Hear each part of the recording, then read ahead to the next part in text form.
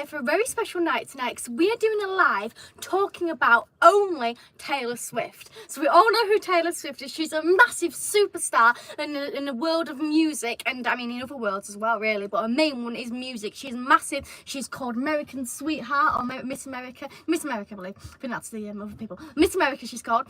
I mean, she actually did a documentary about her, which is called Miss America Taylor Swift, which you can go watch on Netflix, obviously after I've done everything there. But she's got that. She's done the Aries tour, which is her show that she's doing at the moment, which is on tour, which is absolutely massive. She's just done a full, she's filmed the whole concert. That's on Disney Plus. She's got loads going on inside her life, and we are going to touch all of it. And I mean by all of it, I mean by pretty much all of it. Obviously there might be a few bits we missed because of we have like literally an hour and a half, because then we're going to go see a train. So we'll have an hour and a half to try and cover Taylor Swift's life, which spans 34 years. So there's quite a lot to cover here.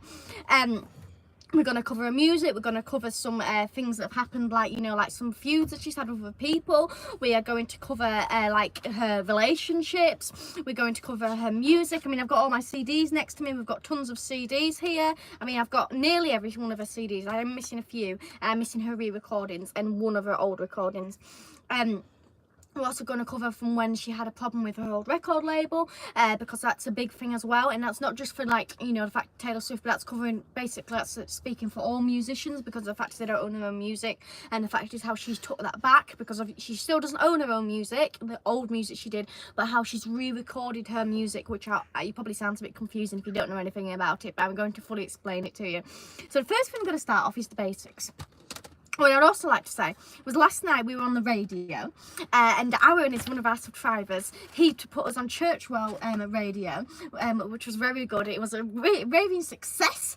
We actually got some CD sales out of it, which is absolutely brilliant. So I'd just like to do a big shout out to Aaron and say thank you so much for doing that.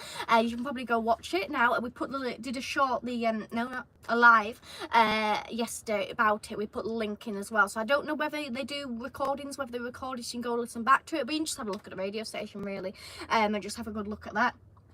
So we were on, and that's what they call music, isn't it? Yeah, we were on. Yes, so that was very good indeed. Now, when we got some of our songs played, I don't know how many exact songs played. I got driving. I just got tuned on when driving went on, and I heard I Do, and then we had to go film the roadworks. Now I know I promised you a live about the roadworks, but they didn't actually do any of the painting yesterday. They didn't do any painting, did they? Oh no, they never turned up. No, they never turned up. They did concrete, and also still tarmac. They did tarmac. No, again there nearly. They finished doing the roadworks, and as the day they finished the roadworks, she remembers to say tarmac instead of concreting. So they just finished. They had a bit of tarmacking to do, so they did that. And then the people to do the painting, they never turned up. So they had to do that. And then today, I was going to. Well, basically, I was going to go check out anyway. I did hear some noise. And what they did was, when I told you that electricity went out, they re-concreted that. And Tarmac. Actually, we're supposed to be talking about Taylor Swift today. Anyway, I'll cover this on when we go do the train. I'll cover that when we go do the train, because we are actually supposed to talk about There's quite a bit of interesting story about it. There's quite a lot to talk about. So we are seeing the train tonight, so we'll talk about all that later. But we are talking about Taylor Swift today. So right, so should I do a few shout things before? Yes, and then we'll fully talk about Taylor Swift. So I think everybody said hello to everybody. David says Taylor Swift for president. They did talk about that. If she went for president, they reckon she'd probably get it, because you think about all the Swifties would vote for her. I'd probably vote for her just because she's Taylor Swift. You can't vote, you're not from America. You bet I was there. Adrian's got to go early, unfortunately. Oh, train and listen.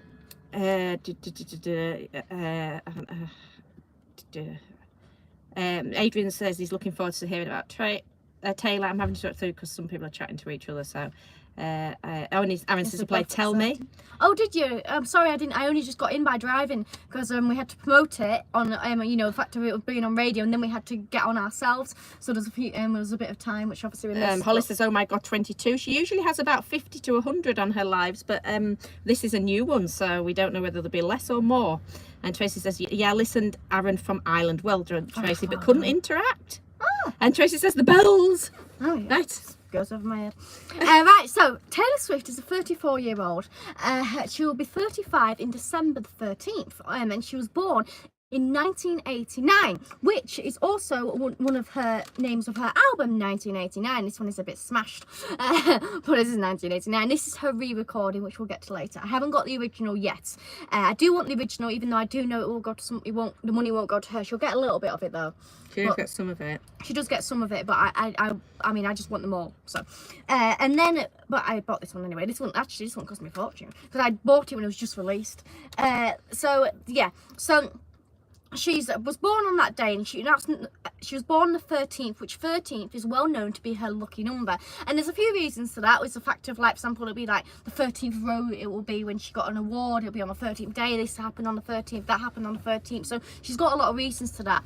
And she doesn't do it so much now, but she used to when she first started off, a lot of the times, like on her Fearless tour and stuff, and Speak Now tour, she would write the number 13 on her hand, I mean, and her mother would do that for her, so only her mother would be allowed to do that, and she would write that on her hand. So that's her lucky number, basically. And the thing is about Taylor Swift is that she does loads of secrets to, like, her future things, like her future albums. And her first album went gold in 13 weeks. Ah, yes. Yeah, so there's that's a lot pretty. That's pretty impressive, isn't it? Yeah, first album. Yeah. Pretty impressive. That doesn't happen to my album. Yeah. We think we've done well because we've sold all our specials. But she went gold. Yeah, so she did do pretty damn well. Obviously, she had like a record deal and everything, but yeah, so she went pretty well. She is pretty well. She's done amazing, magnificent. You know, you couldn't imagine it, could you?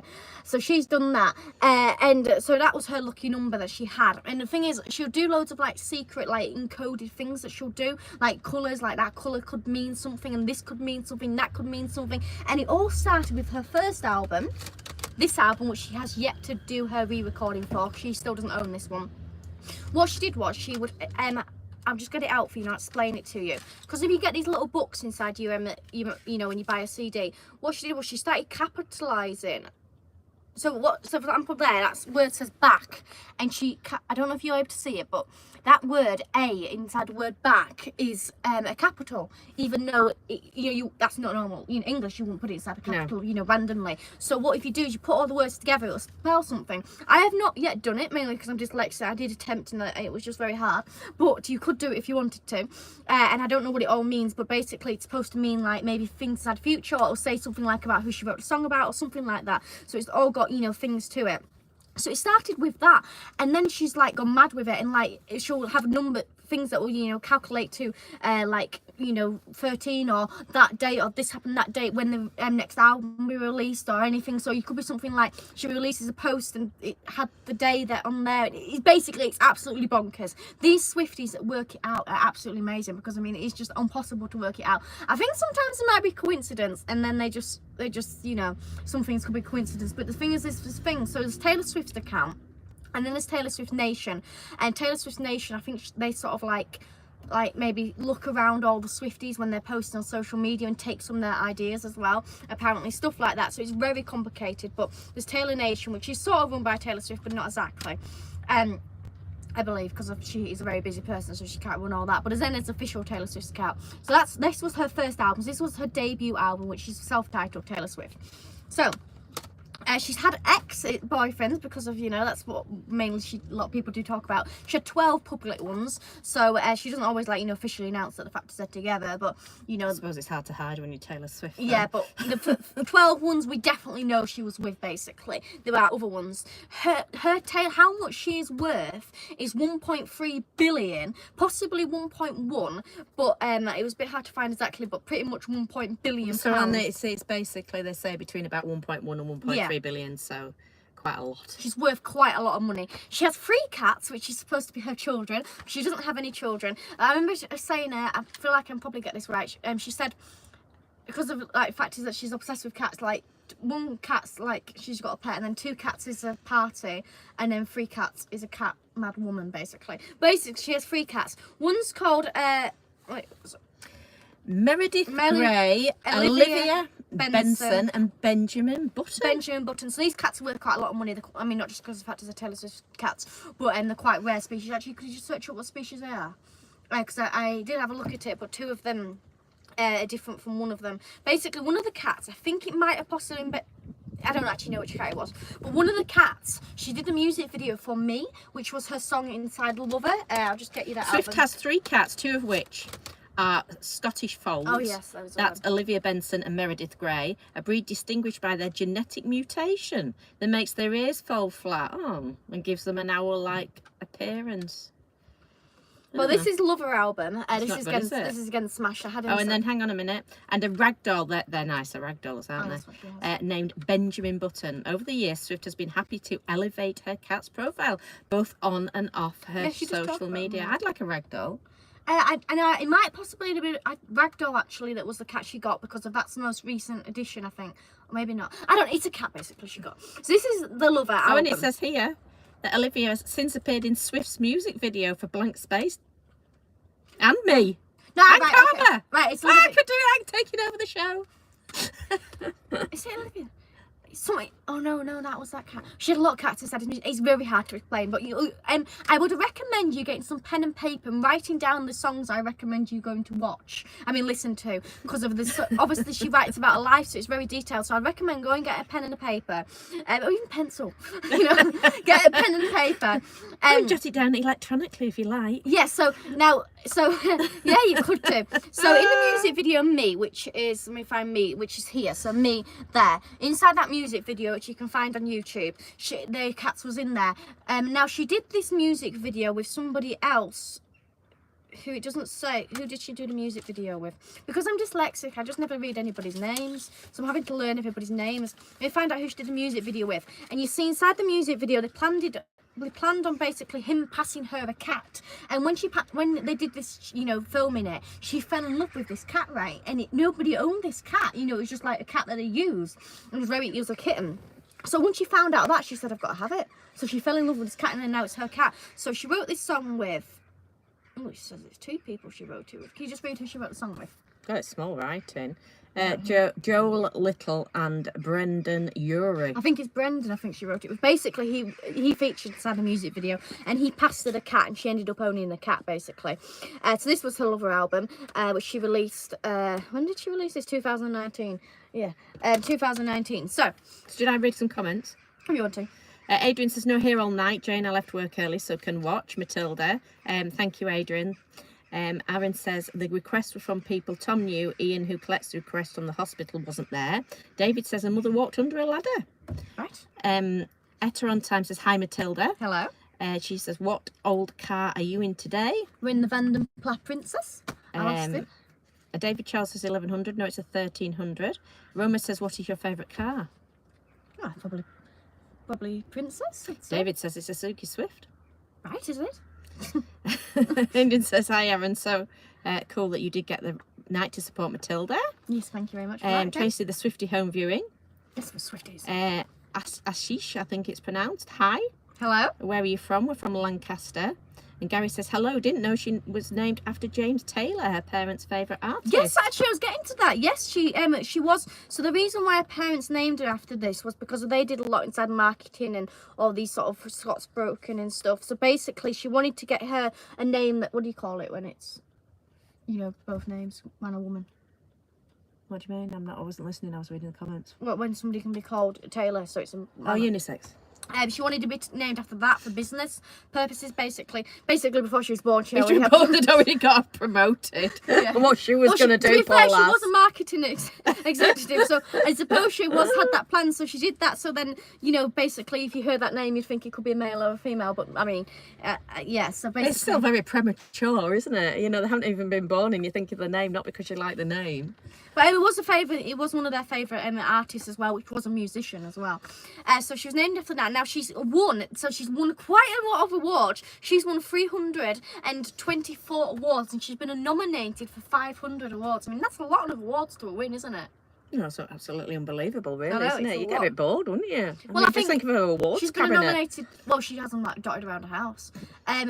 She VMA. She's nominated for now. I think she's nominated for 10 categories. I think. I'm not too sure though, because when I voted, she wasn't in 10 things, but apparently she was in 10. But anyway, if she wins 5 of them, I think she gets like the person to win the most or something at VMAs or something. She must have a world record.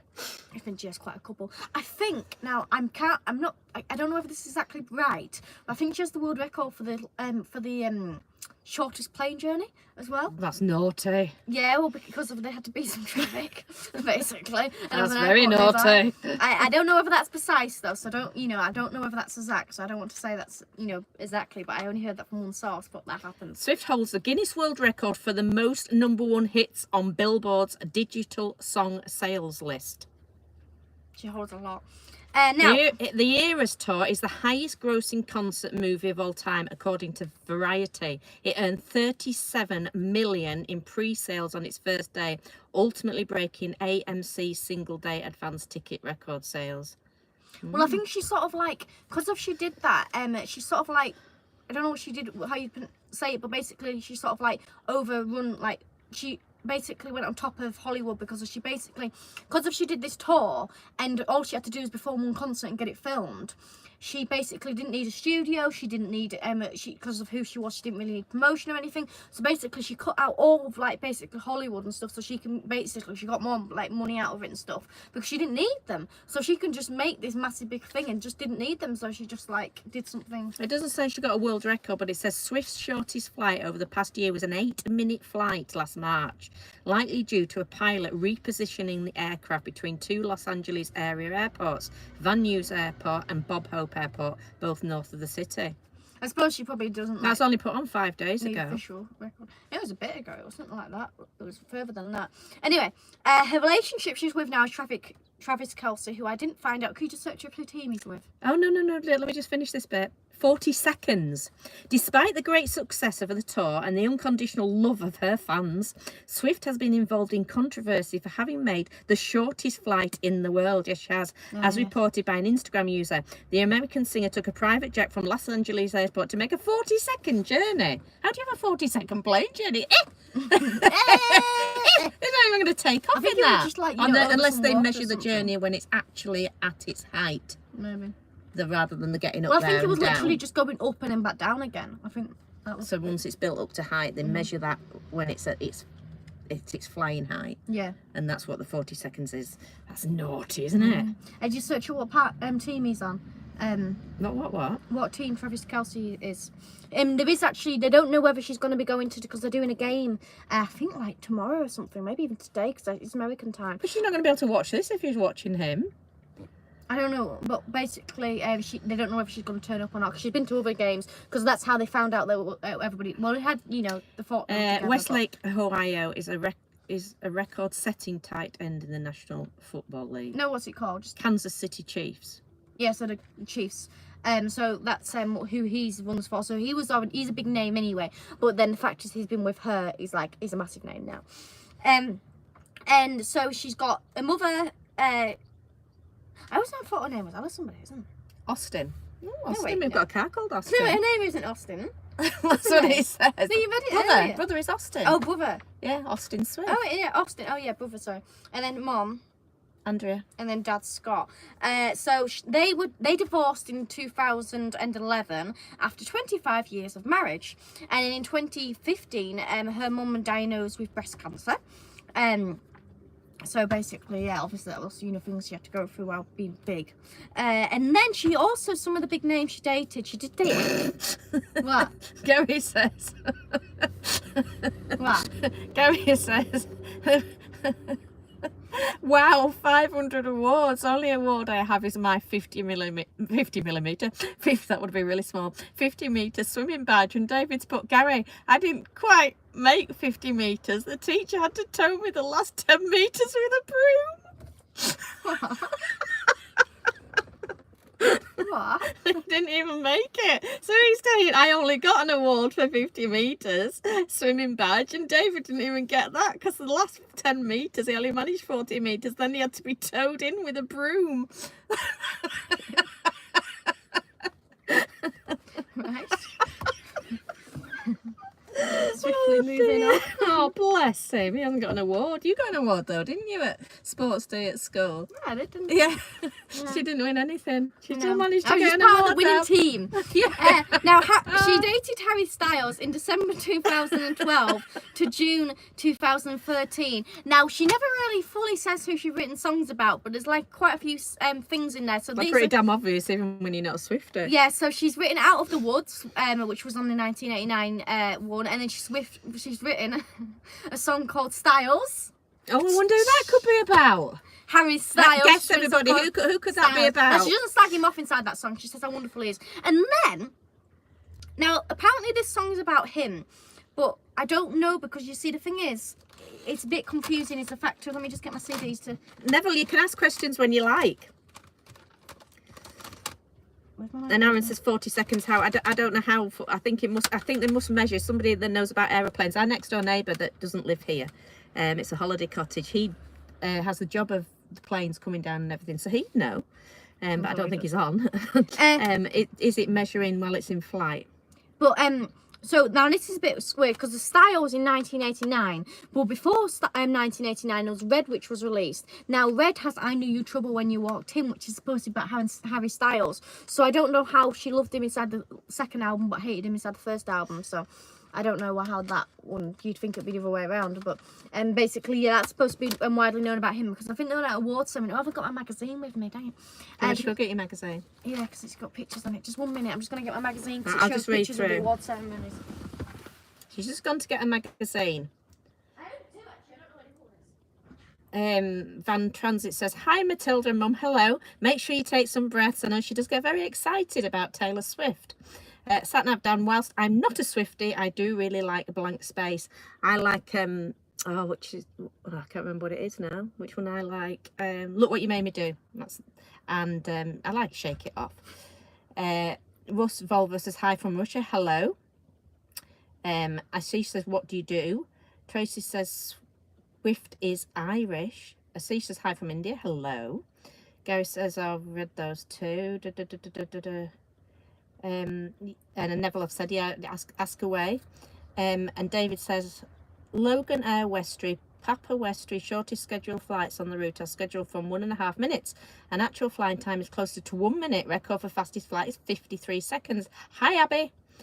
And Eddie says, I work on the same company. We co-produce work for Much Human Free from the Hurts to make himself like Defender or Offenders. This para docket is training make us fat because it's so much ice cream. Aaron says, oddly enough, everyone I subscribe to just released a video about Taylor Swift 13 minutes ago. Abby says, more Taylor Swift. I'm coming. I'm coming, Abby. Right. Okay, so this I own 2 magazines, but I feel like this is the magazine I mainly want. So, which award ceremony was she at where she said this? I believe it was this one. Right, so this magazine here, I've got this magazine. This is at the award ceremony she was at. Oh, she looks pretty stunning there, doesn't she? Now, it says in this little description here, it says that the fact of, she basically said, when she won the award, she said, right, she picked up the award for Best Female Video. She's won that quite a few times. For I Knew You Were Trouble When You Walked In. Now, to be honest with you, I mean, I love Taylor Swift, but I did feel like I Knew You Were Trouble When You Walked In was a weird music video. I feel like she could have done better. I haven't seen it. I don't know, it's just a bit weird. But I mean, I love, but I just, anyway. And then she seemed to make a nod to her ex, Harry Styles, who was in the crowd at the time when she said, I want to thank the person who inspired this song because he knows exactly who he is. Because now I've got one of these, showing the award. And then the camera spanned off, it went on to him basically, Harry, awkwardly. But if they've called it Style, surely everybody knows who's it. No, this is I Know You Trouble When You Walked In. Right, okay. Yeah, but the only thing is that I can't work it out why that album is that one's, if this one is about Styles, then how come this one was afterwards? Because she's not going to write a love song after she's broke up with him, is she? Unless she regretted it. Did she regret it? No, she's only ever regretted one of her relationships, which she'll get to. Right. Oh, Neville says, Matilda, what is Taylor's biggest secret? Well, it's not much of a secret if we know. Didn't you know, Neville? I don't think I know any of the biggest secrets. I mean, all the thing is, there's too much to really dive into, to be honest. Abby says Bad Blood was a good music video. Yeah, that was good. She had quite a lot of celebrities in there, didn't she? She did. Andy says hi. Hello. And David says Neville Bond, James Bond 007. And Kezia says hello. Hello indeed. Right, so now, so basically that all happened with Harry Styles, and then she was also with her apart from Travis, who she's with now. She was also with Joe. What's his last name? Alwyn. So this was her longest relationship she's had, because she has had one that's lasted about like a month-ish. Like she's had quite short ones, but this is the longest one, which was from September 2016 to March 2023. So it's quite a recent breakup, and then after that she did go pretty much onto Travis afterwards. Now everyone she's had, relationship, she tends to, written a good broke-up song or whatever. But the only one she hasn't written a broke-up song, she's actually took the blame for, which was Taylor Lawson, who's actually both have the same name. Now, they met on the filming of Valentine's Day. So this is a movie. And the guy who did the movie, the person who made it, whatever they call him, the producer and stuff, he basically wanted her in there, but she was obviously very busy inside a music career, so he made a separate part for her just to get her in. And her co-star, as the fact of, the person she was with at the time, as the fact of still doing a film together, I don't know how big he was inside the film. I haven't actually watched the film, I've just watched all the clips of her. But he was Taylor Lawson. Now, Taylor Lawson, you'll know him probably the most from Twilight. So Twilight, obviously, is that big vampire show. So you have your two main characters, and then there's the other guy who was the werewolf. So he was actually Taylor Lawson. Now, she wrote back to December about him, where she basically took the full blame for the relationship and said it was his fault. Her fault, sorry. So that relationship lasted 7 months in 2009. Now, shortly after 2009, she actually then went on to date John Mayer. Now, John Mayer, this was a bit controversial as well, because she was 19 at the time, he was 32. Say that again, sorry. He was 32. Was he? Yeah.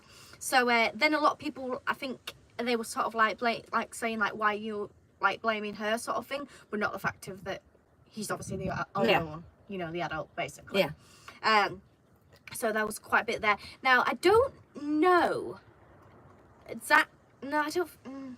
she did write a song about somebody she wasn't supposed to be with, which was Love Story, but I don't think that was about him. To be honest with you, she has had a lot of relationships, but because I think, she had ones that aren't like that public. But anyway, then in 2000, a lot happened in 2009, basically. Then in 2009 as well, let me just skip to, I need to run page. Now, this is the bit where we're going to get really deep, is in 2009. Literally, look at, I just want to show you how much paperwork I've got. We've got all that I've written out. This is what I've been spending yesterday and today doing. And then this, and more. I've got loads to dive into. There's a lot of people around, isn't it? Now, so this is been a 15-year-old feud with Kanye West. Now, this all started, actually I have a picture. This all happened when he went on stage, and you probably have heard about this because, it was massive. This all happened when he went on stage, when she was winning an award for Best Female Music Video in 2009, when she was for You Belong With Me, which You Belong With Me is a really good music video. I don't know if you've watched it. And she was against Beyonce, who had the music video, was also nominated for the music video for Single Lady, and if you like it, then you should have put a ring on it. That one. So, let me just find the page. Alright, here we go. So here she is. It doesn't show her getting it off stage. I think that's from my other magazine. But anyway, this is the outfit she was wearing. So she just picked it up, and she was basically, saying, oh, this is great. Because obviously, you just won an award. And this was her first, big major award that she won. And she was still inside country at this point. But You Belong With Me is country, but it is a bit poppy. And I believe this was a pop one as well. She did, sort of get it for pop, even though she didn't fully label herself as pop. But that was sort of her, a little bit of going into there, basically.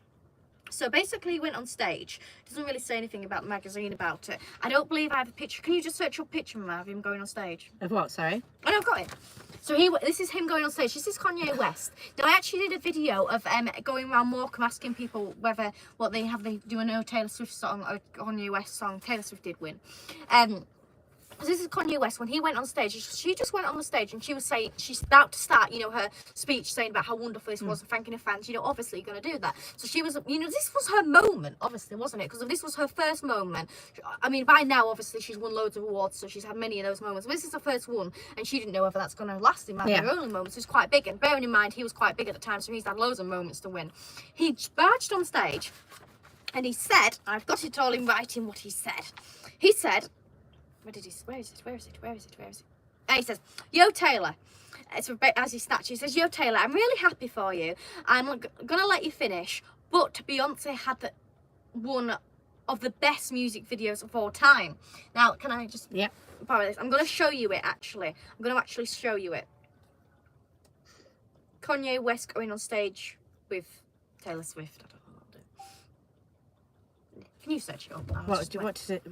Just search up the fact of when he went on stage and, you know, Kanye West barging Taylor Swift's stage. So this happened basically, and so she was already a massive big artist at this time. This was just after her Fearless album, which is Fearless here. So she just had Fearless, You Belong With Me, there it is, You Belong With Me.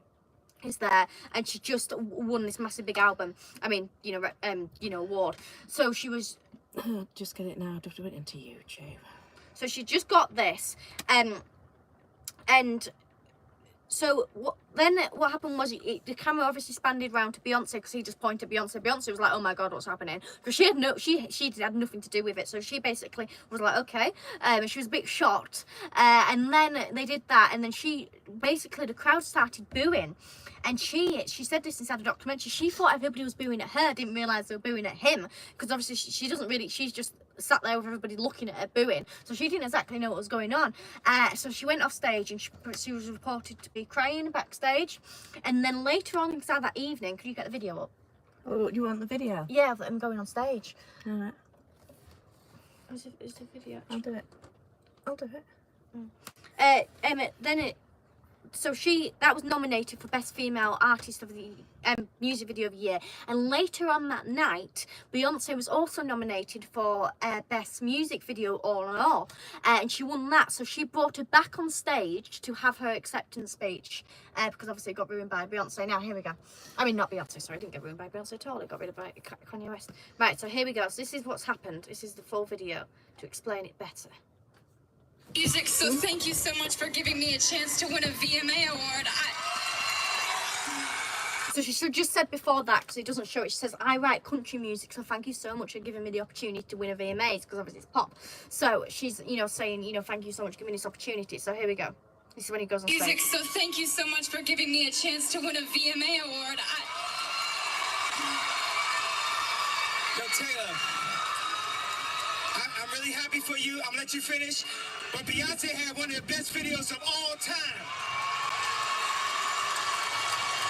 One of the best videos of all time.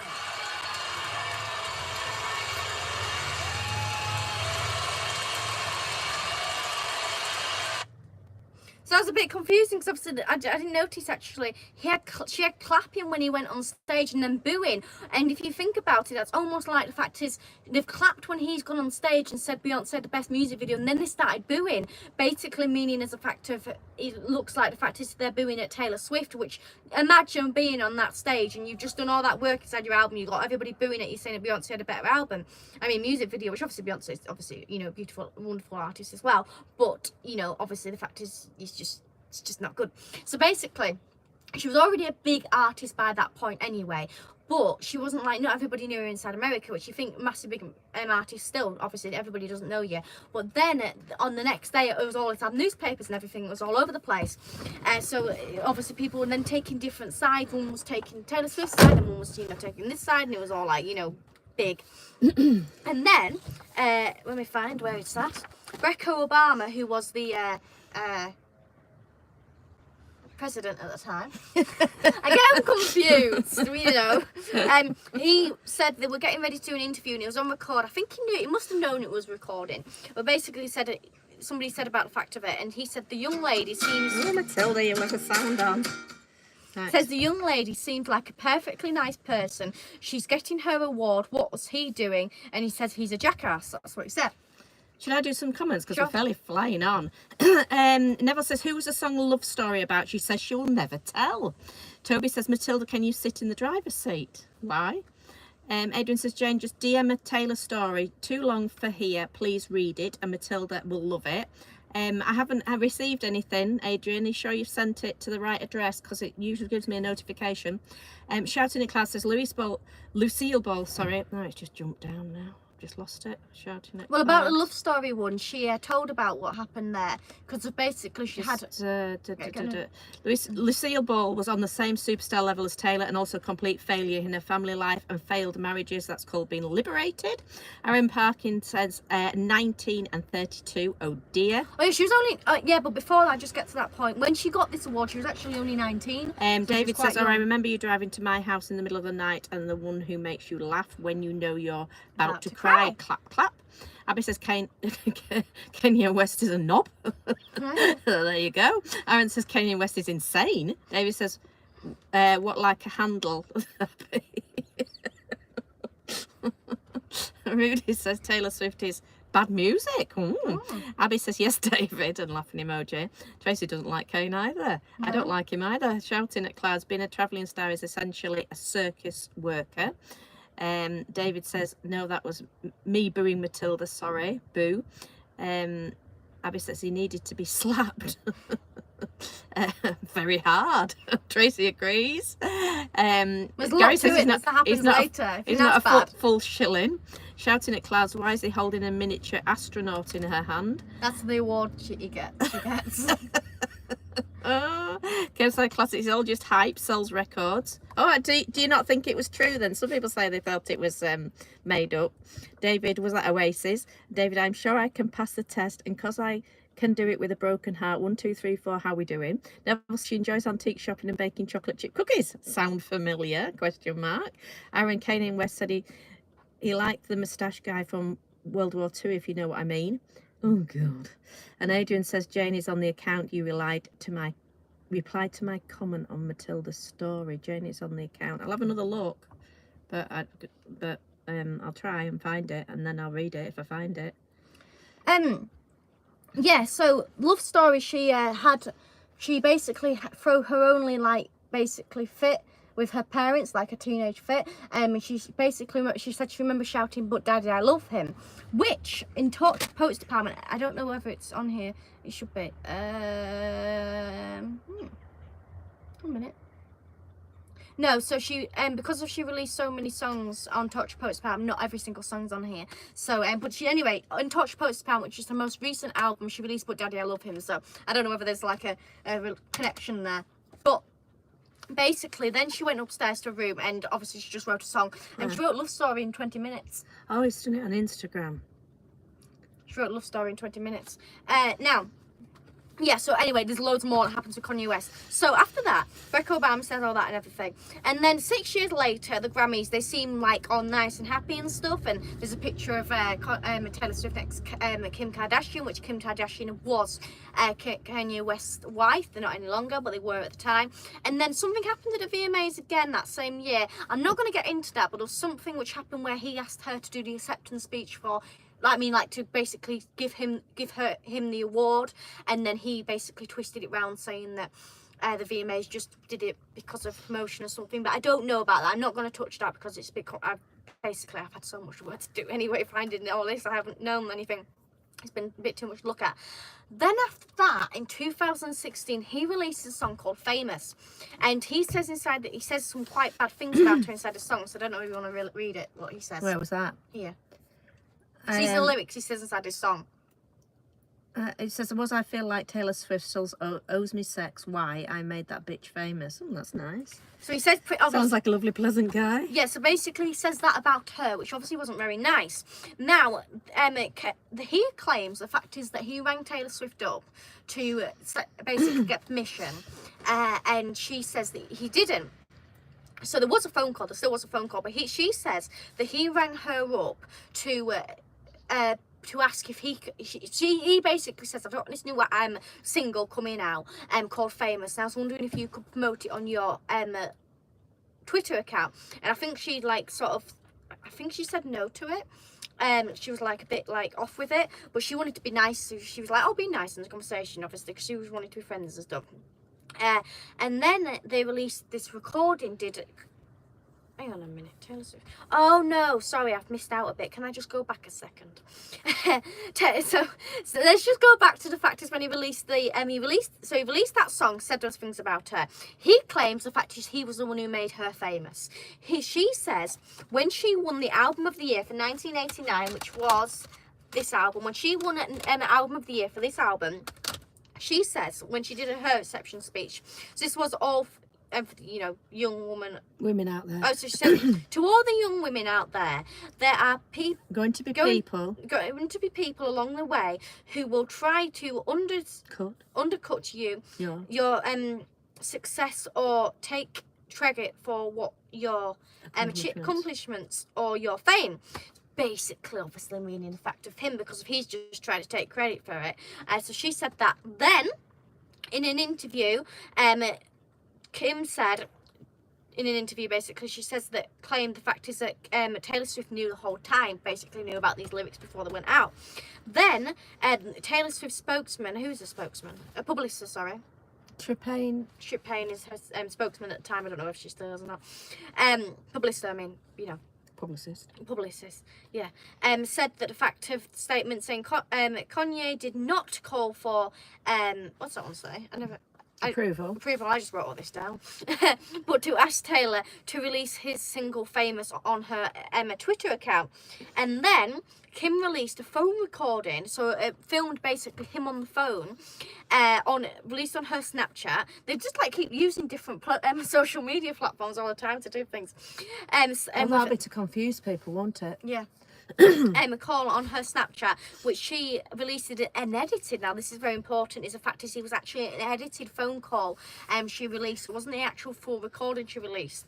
And she said the fact is that she did agree to it, and then Kim called Taylor Swift a snake. And what she did this, I think she did this on Twitter. She did this on Twitter, and she put loads of snake emojis after she called her a snake.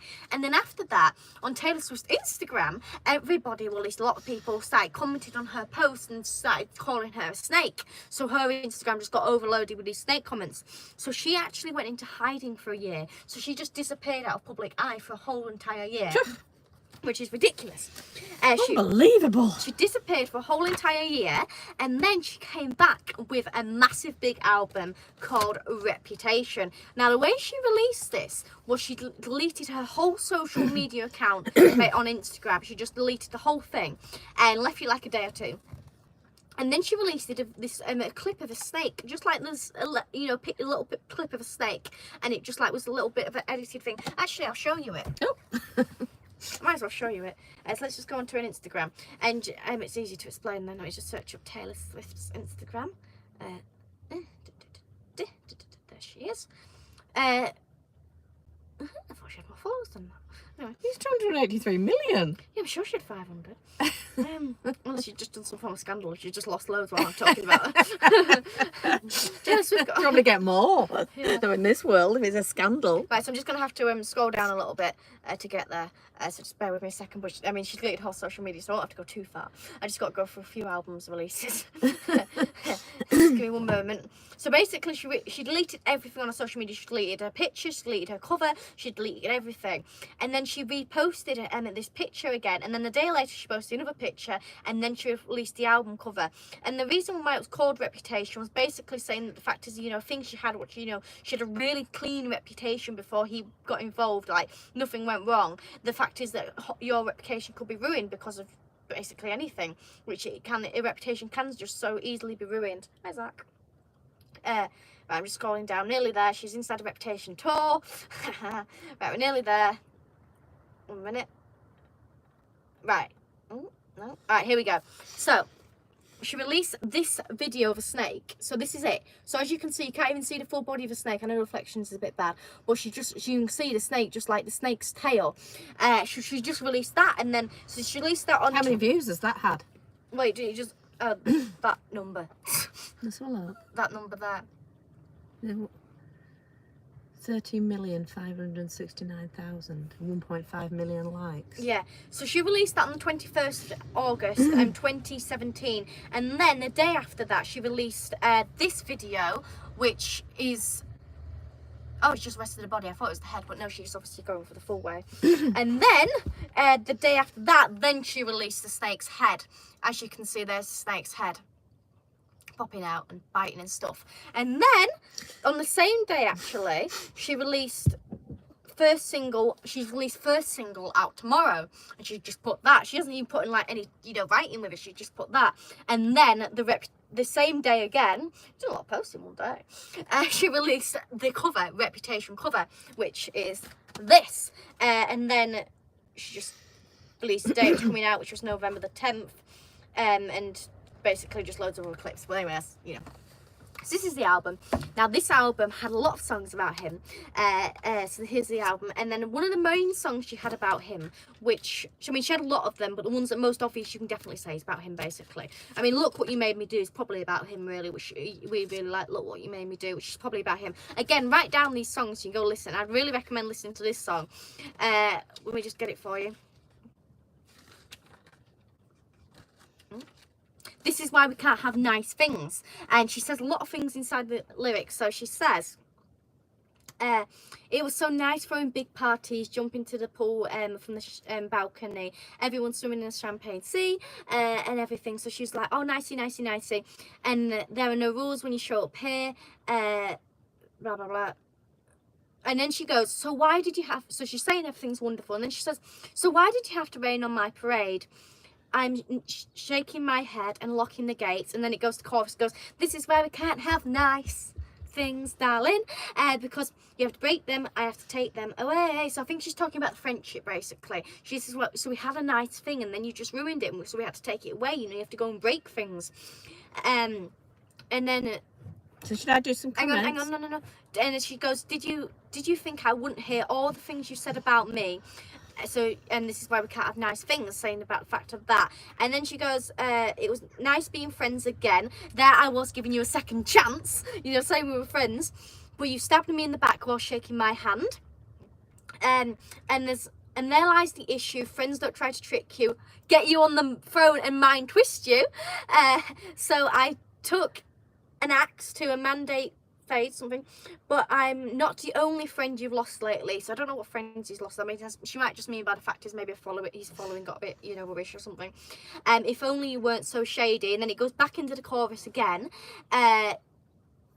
because that seems like a different chorus. I can't even say. Oh, and then she goes.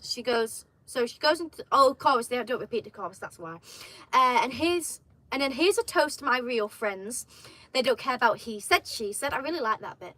And then he says, no, she doesn't say that. I'm just saying I really like that bit. and then she says, he says, she says, and here's to my baby, who this was the moment she was with her longest relationship she's had, which she had a lot of love songs about him. He got like the most. And then she hated him after.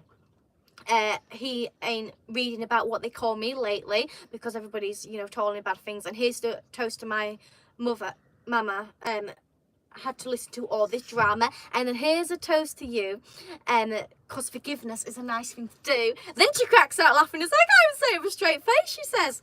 And then he goes back in, and then goes his, and then she just goes back into basically doing it. So that was definitely about him, basically. And then there's also Look What You Made Me Do. She's just basically to all the haters, and like just such a good song, which was a really good song. And then she so Aaron says he doesn't like Kim Kardashian either, and either Zabby, she says she's a total cow.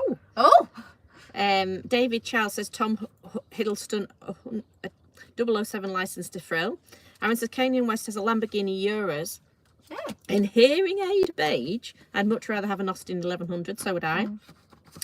Shouting Clouds, imagine being a circus performer like that and trying to be married with a family. I don't think she's trying to achieve happiness. David says, Aaron, what is hearing aid beige? And Aaron says, beige colour on cars common in the 1980s, and I think it's a Morris Ital. And Boy Matilda done some Adrian says, boy Matilda, you've done some research, you worked really hard. Shouting at Clouds, Matilda, do you want to run away and join the circus like Taylor? Aaron says, don't be mean. Shouting at Clouds is a serious lifestyle and serious question. Anthony says, hello Matilda and her mum. Hello. Anthony. David says, serpent. Lewis says, hey. Neville says, more facts. Her favourite food, tomato and mozzarella sandwich or sausage and scrambled eggs for breakfast. Aaron says, I hate tomatoes. I love tomatoes, although mine aren't growing. David says, I think that was about the sea on trees beach. And Shouting Clouds, we have a lot of excellent country music singers in America. Taylor is the most beautiful and promoted. And Rob says, hello Matilda, hello Mum. Hello. How are you both today? Did the radio show go? You looked very nice in your green outfit yesterday. It went brilliantly. Thank you very Yes, much. it went very well. Thank you very to well Aaron. indeed. Yes, thank you very much, Aaron. Right.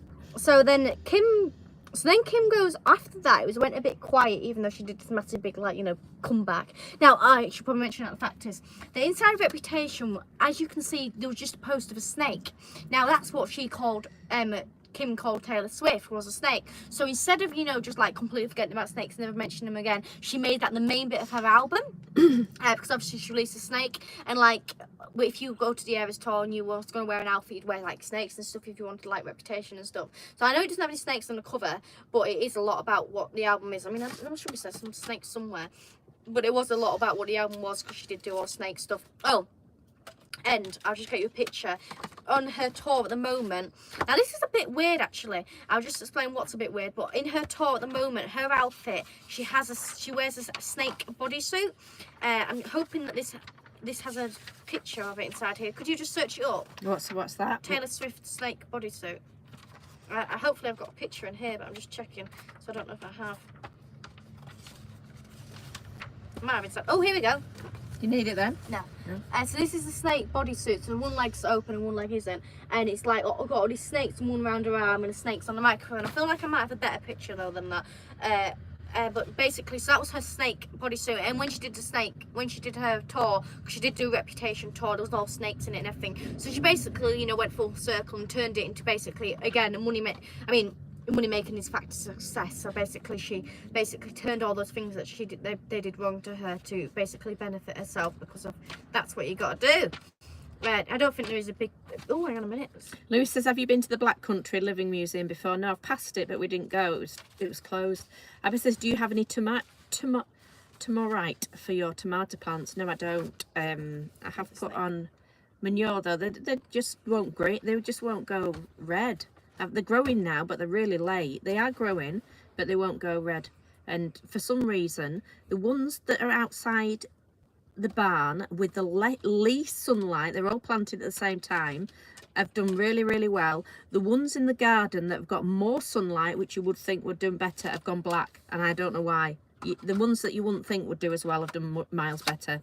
David says, no, Abby, mine comes from a tin in Aldi. And Ross says, I think Matilda likes Taylor Swift. She certainly does. I do. So she used that to, you know, gain us, you know, it just basically was just really good, the fact the way she used it.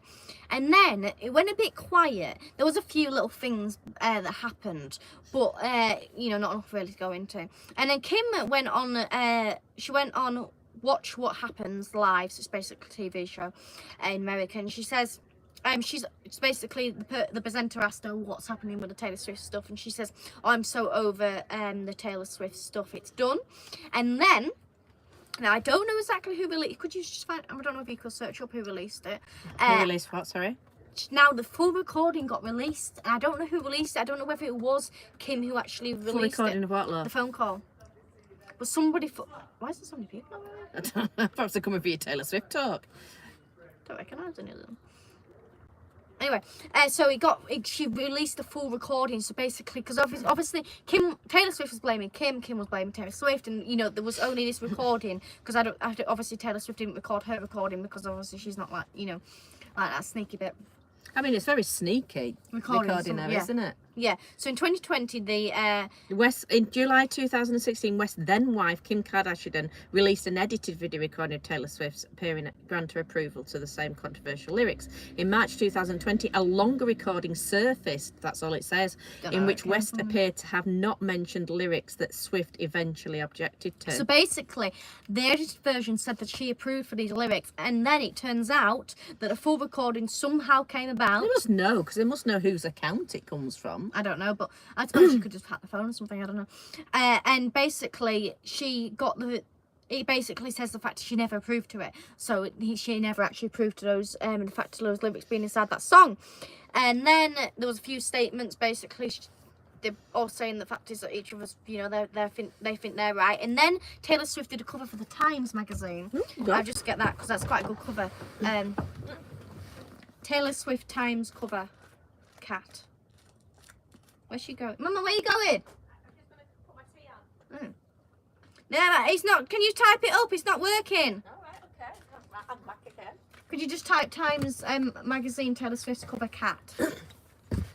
So she did an article inside the Times. Well, no, you know, there was an article. She just spoke inside of it. I don't suppose she did it, but you know, and she, you know, was on the front cover and stuff, obviously. And she says the fact is that this whole thing really did traumatise her. You know, she was horrible for her. Which I mean, looking into it, people would probably think, oh, you know, he only said a few things about, only did this. But the thing is, this has like really been a scar on her because everybody looks at it and think, oh, that's what happened. You know, she was this. It's not very clear picture. You know, go on here, get a clearer picture. No, it's not very clear. No, they aren't when they come off there. 1 minute, people. I'm just gonna. I wish I could have bought this, but I wasn't a Swiftie at that point. Right, so this is the Times cover. So she has a cat. I don't believe that's her cat. It doesn't look like her cat. Oh, unless is that a That's a ragdoll, isn't it? Oh, it must be her cat. Then it must be That's the a other cat. ragdoll. Ah, so that's her ragdoll. Yeah, so that's her ragdoll. What does it say? It doesn't say anything, but it just says her. But yeah, that's the ragdoll. You have to copy the picture, is that? I could do actually, couldn't I? I could do copy the picture of Zach. Yeah. We'll copy the picture of Zacharias. Zacharias! Quick! You got quick to do a picture. So that happened. She said about the fact that she's traumatized. I mean, it's a really bad thing, isn't it? Everything that happened to her. Oh yeah, and the thing definitely. is, it's not just that, because then people started going on sides and stuff. Because if it goes into a bit more later, I'll talk about the fact of what else came about. It was a lot of. Well, we know how bad it is with my ex saying stuff about me. Yeah. Just people like locally think they stick their neck in, don't they? And that Sarah's screaming and shouting at us in the street and everything like that. Well, you imagine the size that she got. I mean, it's unpleasant, isn't it, when you get 3 to 5? But you imagine having all that amount. Yeah, and then all the articles and then and suddenly stuff. she's on her Instagram, isn't she? And then suddenly it's just absolutely thrown at her with snakes. Well, and stuff like this that. is another Must be thing. horrible. This is another thing which I didn't write too much about because to be honest with you, I had so much to cover, I forgot about it. But I think I have enough in my brain. Basically, what happened was she released an album like I think every certain type of the month, thing like fall or something, like sort of November time. Or what times would they have been released? Some form of times inside the year she released these albums, you see. And she sort of had this time. When was it released? Anyway, the point is she would release an album every 2 years inside a certain month time, like sort of like maybe autumn time, something like that. She released an album and it was coming up to that time before all this happened.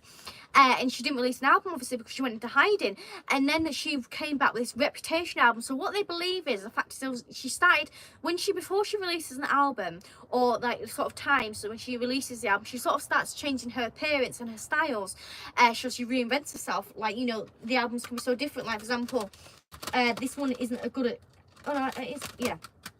So this is Speak Now. As you can see, she's got curly hair.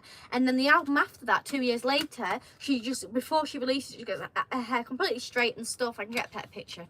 And she completely changes her appearance and she starts wearing completely different clothes and stuff because she just changes her appearance. Well, she started doing that. And they believed, you know, new albums coming because I suppose, you know, you just would presume there was one coming. So they reckon there's a lost album called Karma, which is yet to be released. So I don't know if you can see there with her straight hair. And she got the famous, you know, is it, what do you call her haircuts? You know, that hair. She got the famous, that one as well, and you know, like the red lipstick and stuff in it, because I suppose she was inside a red era, because the album was called Red, you see, so she started wearing red and stuff, obviously, I mean, as you do. So there's supposed to be a lost album called Karma, which it's you know, very interesting. The fact is that there is an album there with songs on them which has not yet been released. And when she released Reputation, which is pretty much my favourite ones, she also went a lot to electronic music as well, which I don't know whether she was doing that inside Karma, because of there has been like with like a picture. Oh, I could probably search it up actually. Which basically has loads of signs to it, because of then in Reputation she released a music video, and I'd recommend you going and watching this, called, and it's Look What You Made Me Do. It's the song which is number 6 on the track, number 6, which is Look What You Made Me Do. And the music video, she said herself, she says this is the music video I've had the most Easter eggs in, which is the meaningless fact of things that have happened, like in her that she has planned and stuff. And she once said inside an interview, she said, when I can plan all these things, I thought, how mad can I get? Can I plan something 6 years in advance, you know, before? Can I plan something that's going to happen in 6 years? So she's gone, she obviously has done that. So some things, she's done some quite things that she's planned. And look what you made me do. It's supposed to be the music video with the most Easter eggs inside of it, which has a lot of nods to Karma, because of every era has sort of like a colour to it. Like, for example, that one's black, this one's purple, this one's obviously red, this one's light blue. So they've all got their own colours to them. And Karma's supposed to be orange. So Taylor Swift. Why is this voice thing not working? It's driving me nuts. Why is it not working? And Mother's gone. So she's supposed to be all these, you know, it's supposed to be a lost album, basically. And obviously, we hope it's going to come eventually. But the only thing is, actually, come to think of it, it will have been owned by her old record label. I suppose she can just re-record it, can't she? Because of, if she knows the songs, which I'm sure she will since she's written them. Right, Karma. Here we go. Oh, she also did release a song called Karma as well in Midnight album, which I don't believe that, I don't know whether that's a nod to it as well. In this album, she also released a song called Karma album here. Oh no, oh dang it, I've just searched up Jacket, that album. Sorry, just give me one moment. Album, there we go. There we go. Right, okay, so this is supposed to be the lost album, because she like went for a whole hair change. So this isn't like the official cover, I don't think. I feel like she just like, people have just made that. So as you can see, she went through this weird stage where she had this hair, and she just started like black lipsticks, you know, so everything started changing, like coming to an album, and it was orange and everything. And inside the music video, she has this video. Let me just get the music video, because she has this clip which is supposed to be quite a nod to it. Let me just, Taylor Swift, look what you made me do. Let me just search up this, because it's supposed to be a massive big nod to this lost album. I mean, if this album ever comes out, it's going to be absolutely incredible, because of, you know, it's a lost album, and it's just, I feel like it's going to have really good songs on it. Look what you made me do. So I'll just show you the music video. I've just got to wait for an advert, so just give me one moment. Okay, you know, wait for the adverts. Right, okay.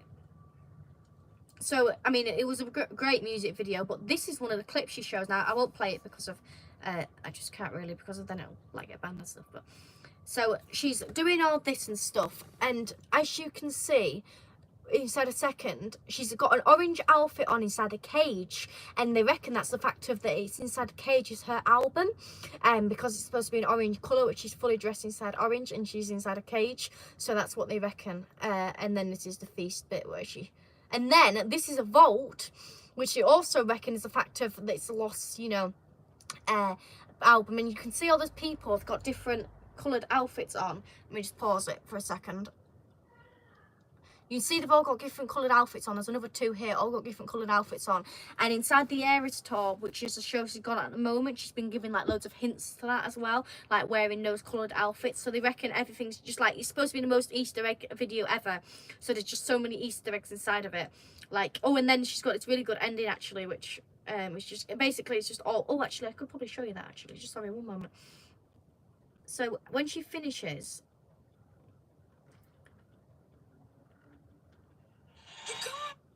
so they're all celebrating and going, you know, and everything. I mean, I'm not celebrating. She's doing this little... That surprise face. It's so annoying. Yeah, you can't possibly be that surprised all the time. What's with that bitch? Now, if you look down here, that person inside the back... You are so fake. Where is it? What you made me do? You see there, there's a person inside the background just floating, and she's painted on this plane Reputation, and they reckon that's a nod as well to the fact of the lost album, because later on, earlier on inside the music video, it shows her spraying it, and she's got this certain like outfit on, which is supposed to be like, it's got like palm trees on it and stuff, which I don't exactly remember how that goes to it, but it's basically, there's loads of nods in there, which I just can't fully work out because there's just so many nods to it. But basically, that's supposed to be the most Easter eggy album, so there's loads going on there, so I'd recommend watching that music video because it's really good. Anyway, but it's just really interesting to see. I don't know where Mother's gone now. So she did all that, and it's supposed to be this lost album and stuff, and she says about, so going back to the Kim Kardashian and the Kanye West and stuff, then what happened is, then she released a Torture Post Department. Now, Torture Post Department, It's here. And she released, apparently it's 2 songs about Kim, but the main one, which I'd really recommend watching this because this is absolutely hilarious and it's just insane what she said about her. She released the one called Thank You Amy. Now Thank You Amy when she's put the song out, she's capitalized the word K and I-M, which spells the word Kim, basically saying, you know, it's about Kim is this song. And she, you know, if you're gonna a song title, would you capitalize the first letters, which she didn't do. So let me just get it up for you. Thank you. So she's like, I mean, if you do anything wrong to her, she's just gonna write a song about you, which is pretty good. The fact is that she can do that and stuff. Thank you, Amy. Lyrics. So now she says some pretty serious lyrics in here, which is quite weird. So she says, when I paint a picture of my hometown, there's a bronze statue of you. Meaning the fact is, you know, she's obviously gets a bit tan sometimes. Just Kim. And something, there's to put, I haven't listened to the song side a bit. Me down the stairs. She's basically saying about the fact, Mama, Yes. you come here and read these lyrics. Yes, boss. I've missed you. All that lot? Are you sure they want to hear all that lot? No, just read some bits of it. Just read the When beginning of it. when I picture my hometown, there's a bronze spray-tan statue of spray you tan. and a plaque underneath it that threatens to push me down the stairs at our school. And it was always the same searing pain, but I dreamed that one day I could say, all that time you were throwing punches, I was building something, and I can't forgive the way you made me feel, screamed F you, Amy, to the night sky as the blood was gushing, but I can't forget the way you made me heal. So that's the main chorus bit, was that bit. But she's basically saying about her, and then it goes, it was a fire. Want me to read that? I don't know if that's any. I could have written it by now. Oh, right then. just can you just flick through the most important And it wasn't a points? fair fight or a clean kill each time that Amy stomped across my grave, and then she wrote headlines in the local paper laughing at each baby step I'd take. Well, that's clearly, she was only a kid, wasn't she? She was only 19, wasn't she? And it was always the same searing pain, but I prayed that one day I You don't could have to read say. the chorus because that's the same, isn't it? And then she put, everyone Now, knows this is the most exciting bit, I think. Everyone knows that my mother is a saintly woman, but she used to say she wished that you were dead. I pushed each boulder up the hill. Your words are just still ringing in my head, ringing in my head. I wrote 1,000 songs that you find uncool, but I built a legacy that you can't undo. But when I count the scars, there's a moment of truth that there wouldn't be this if there hadn't been you. So she says there wouldn't have been all this if it wasn't been you. Basically saying if you weren't born, you know, like none of this would have happened. But the controversy also made her, didn't it? She was Yeah. basically unknown until Yeah. then. So they've done her a right favour. Yeah, they have. And they're still carrying on, even though every single time it just goes into her favour. And then it says, so she says that. I wrote What song is thousands- this called? Thank you, Amy. Thank you, Amy. Aaron, I've just seen your message pop up. And in my mind, you never beat my sly black, white, blue. And where's the bit where she says about and then she goes, and one day your kid will come home singing a song that only us two will know is about you, because of her Kim Kardashian's child once did like a TikTok dance or something to one of her songs. Oh gosh, terrible. I mean, is there not any more exciting lyrics in there? No, I think you've got enough. I've got to answer the comments, lovey. Off you go. So I mean, she's had like a big slam there, so that was quite a good slam. That's quite a good slam. But But it just goes to show, doesn't it? All the, controversy actually works out in the end. All these people that try to cause you trouble, it goes full circle like it has done with her, hasn't it? yeah. So they look like the baddies now. Yeah, well, I mean, obviously, it's really, gone back. Tracy says you can put ash off the fire onto your tomatoes. And David says, do you have to put the fire out first? Aaron says he'd hate to be a celebrity. Oh. Abby says got It's bored. all I'm right. starving, Abby. And she's then trundling me off to see a steam train, so I won't get to eat Yeah, don't forget tonight. we've seen the steam train now, and we'll talk about other things. Tracy says putting tea on. Then says another fact. Taylor says the one thing she could not live without is her guitar. Shouting at Klaus says Rob, yes, Matilda is what is called a swift T. It's reverse across the pond. Beatlemania. So is there still Beatlemania in America? Well, like people obsessed with Yeah, Beatles. I know, because God, they split up years ago, decades ago, didn't they? I know, it's funny. Isn't it? Abby says she loves cats, and Tracy says she does as well. David says, Rob, don't give her any idea she'll change her name by Deepol. And Rob says probably would. John says, bonsoir, Matilda. Bonsoir. It's just clicked off it. It's so annoying when it does this. Sigma says, you look like Greta. We've had it so many times, Sigma. It's unbelievable. Aaron, I and there's nothing what's wrong with Greta. No. Aaron says, I like the northern accent. Shouting class, Taylor Swift excels at playing banjo and the ukulele. She kind of stopped playing. She did, didn't she? I found that a bit weird. I feel like she should have gone back on stage. She's and probably played... so busy. I know, but I know, I suppose so. We'll get a bit to that in a second. But I feel like she could have just played a bit of banjo on the Eras tour. Fair enough, ukulele, because that was just like, you know, I think she only performed that once. But she could have performed a bit of banjo. Colin says, why is your forehead so big? Because she has such a big brain and intelligence to keep it in. So I suggest your forehead will be quite small. Sasha says, Abby, yet here you are. What did it is? So Abby says 62 minutes of Swifty, yawn. And Abby, Colin, and then Sasha says, yes, here you still are. And Sharon Klaus, she used to be a devoted Christian. I think she has missed quite a few days of attending church by the looks of the music videos. Ooh. Neville says, more facts, if she could be someone else for a day, she would be Rachel McAdams or Rachel Kerr or Matilda Walden. And I've answered Aaron. And David says, Taylor, you'll be fine in Anti-Hero. Van Transit says, I saw a big boat on Windermere called Swift. Did you have a good day at Windermere? And David says, what time is it? Midnight. You come pick me up, no headlights. Aaron says, Beatlemania died in 1966, I think, when they stopped touring. David says, is that the Greta that was arrested today? Was she arrested again? And Zingo said, good evening, MRW. Good evening. Good evening. Yeah, she did say about it, because she's doing a big tour at the moment. She said, I mean, obviously I know this tour will take over your life, but she said about the fact that it has just taken over my life, because she does surprise songs. So she'll do like one song, surprise song on guitar, then one surprise song on piano, because of the amount of songs she's made. She can't fit them all into the concert because she can only fit a certain amount, and even then there's 44 songs. And it's 3 hours and a half long, so she can't fit them all in there. So she'll do a surprise song, so you don't know what you're gonna get. But she has to practice that obviously every single time. I know she's written the songs, but I mean, our amount of songs, I mean, we forget majority of them, don't we? You have to like always, you know, go and have a little practice, you know. So they do forget them, and you know, she's got to go all the chords and stuff, remember the tunes, sing it, practice it, so then she can go on stage and play it. And she has just taken over her whole life, which you can imagine, can't you? And we'll just take over her whole life. Now, she has like quite a lot of, obviously, as you can imagine, she's quite wealthy, so she's got quite a lot of homes, and also she has to go a lot of places, so she'll need somewhere to live. So she has this place called Holiday Home, which she bought in 2013, and it's 11,000 square foot, and it cost her 17, how do you pronounce it? 70.75 million. Yeah. Nearly 18 million. Yeah, dollars. And now this is the thing, she bought it all, so that much money she paid all inside cash. Are you sure? Well, yeah. Searched it up. Trundling all out with all that lot. Well, that's what it said. She paid it all inside cash. Well done her. So she must be a cashy.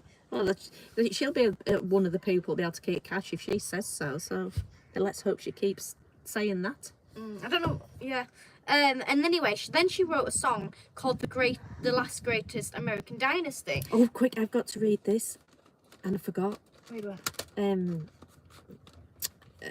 Adrian sent a thing in and I will forget. So this, Adrian sent this in for me to read. Folklore, by the way.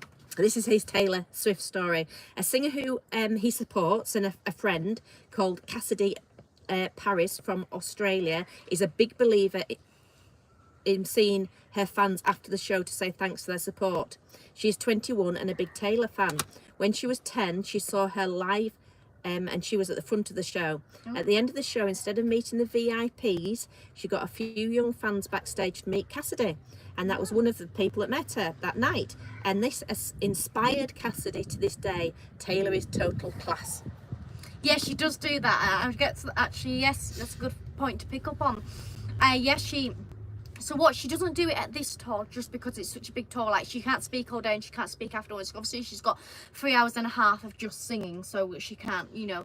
But in her tours where she was a bit more smaller, where she'd only have 1 album, she would take fans, so she'd like get them picked and stuff afterwards, and they'd actually get to go meet her. But in this tour, they do actually, one fan every show gets to meet her. So inside 22, when she sings 22, the song, somebody, a young person, tends to be young, a child, will get picked out of the audience, and they will get put front of the stage, and she will go meet them, and she'll give her a hat, and she tends to sign the hat as well, and she'll give her one of the hats that she just worn for basically that full part of the show, which is red. So the full part of the red era, she wears the red that hat, which actually you can see there, she's got a hat on there. So she wears one of them and she gives it to the fan. So the fan gets the hat, and the fan gets to hug her, meet her, and everything. So the fan does get to meet her.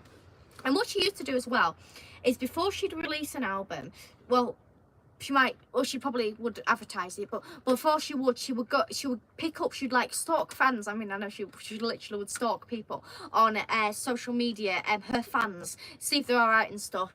Then she'd invite them to go to one of her house, like, you know, well, she's invited her to her mother's house sometimes as well. Basically, obviously she's got different houses around the place. Invite them, and she'd actually play them the album, so then they can listen to it before anybody else can, and get to meet her and have a party with her and stuff. So that was, you know, make cookies and, you know, and see her cats and things. So that was quite, you know, a good thing that she did as well. She hasn't done that this time just because she's been on tour. The most recent album she has released is Torture Post Apartment, which she hasn't done that because she's just been on such a big tour lately. So, but yes, now shall we go on to the re-recordings? Now, what she's done is, now this is quite complicated, but I'm going to try and touch it. So, let me just pick out the album. So, the Red album, Fearless album, 1989, not this one. I don't have the old one. This is the new release. I don't own the old one. I will eventually buy it, but I don't own it. So this is the new release, but basically that album, the 1989. So it's got those songs on it. And Reputation, Speak Now, and her debut album, Taylor Swift. All these 6 albums she does not own. So she doesn't own them. She doesn't have the rights to it. Now, that is quite common in music. Yes, it's quite common. But what happened was, this is a bit, you know, there's quite a lot to this. When she first started off her career, she got into it quite young, meaning the fact, you know, she was interested. So at 9 years old, she was going off, you know, doing theatre productions and stuff, and just doing music and things. And she'd start writing songs, I believe, before she even knew how to use an instrument, I think, or at least like poetry and stuff. I think she wrote like a full like novel book as well, like a full book. She actually wrote at quite a young age as well. And then I'm just gonna have a drink, so. Billy got all these glasses from the pub, he got them free, so yeah. So what happened was, she was very interested inside music and stuff, and writing mainly, really. And then what happened was, her computer broke, and this was obviously a bit ago, so it was an old computer. It broke, and she had an electrician come in, and she had a guitar. She did own a guitar. I think she begged her parents. I don't know how she got a guitar, actually. I don't know if she begged her parents, but I feel like the begging of the parents was a 12-string guitar, but I won't get into that. Basically, she had a guitar. And the electrician said to her, she says, oh, do you know how to play a guitar? And she says, oh, no, I don't know how to play it. And she says, oh, do you want me to show you a few chords? So he did. And then from on there, you know, then on, she basically learned she just basically started writing songs. And then she'd go perform any place she could do. Like, she literally would. I know there's a picture of her performing like a duck festival. She performed at a rock place where people, like, you know, she was performing at loads of any place she could do, basically. And then she was really young at this point as well. And then what she went to do, she's got this, like, you know, one of those things they get, like, little bit, you know, you plug into whatever. What do you call those things, man? What? You know, when you plug in, it has stuff on it. Plug in what? You know, it's like a key. Into the CD card. What into? You know, anyway. I don't know what you're talking about. She basically had them of her singing karaoke, so it wasn't her song, but she had them singing karaoke. And what she did was she begged her parents. USB, Abby's just said it. And I didn't know what you were talking about because I wasn't listening. I wasn't here for You the need to first listen bit. to him laugh. Yeah, well, I wasn't. I just come back. She begged her parents to basically go to Nashville to basically go round, because of that was like the main music place, especially if country was like the big music place. She basically begged them to go, and she'd go around the recording studios, I think like age 11. I mean, not the record deal places, and you go, here's my demo thing or whatever, please give me a call, my name's Taylor. Which she did that for a bit, obviously didn't work. So then what she did was, So did that not work at all? no, that's what she said, obviously didn't work, so I'm just repeating her words. But yeah, I don't think it worked at all. I mean, she just did that basically. Now, it is a bit confusing because obviously she was unknown, so there wasn't any, things to report about this. But basically then, something happened, but she did actually win a competition where she got to play before a famous country artist went on stage, which gave her a bit of, a bit of a following as well. I think that happened as well. Basically, there was some form of big record label in town, like a big record label thing, and she got signed by that, but she didn't get it signed properly. She got like a test. Oh, got it. A bit breezy. Did you shut your door? Yeah. Yeah, shut your door. Oh, gosh. It's all blowing about. She got this like thing where they'd have her for like a year as a test thing, so they didn't know whether they wanted her, but they were interested. So they were interested in her, but what they did was they'd have her singing other people's songs when she really wanted to sing her own songs.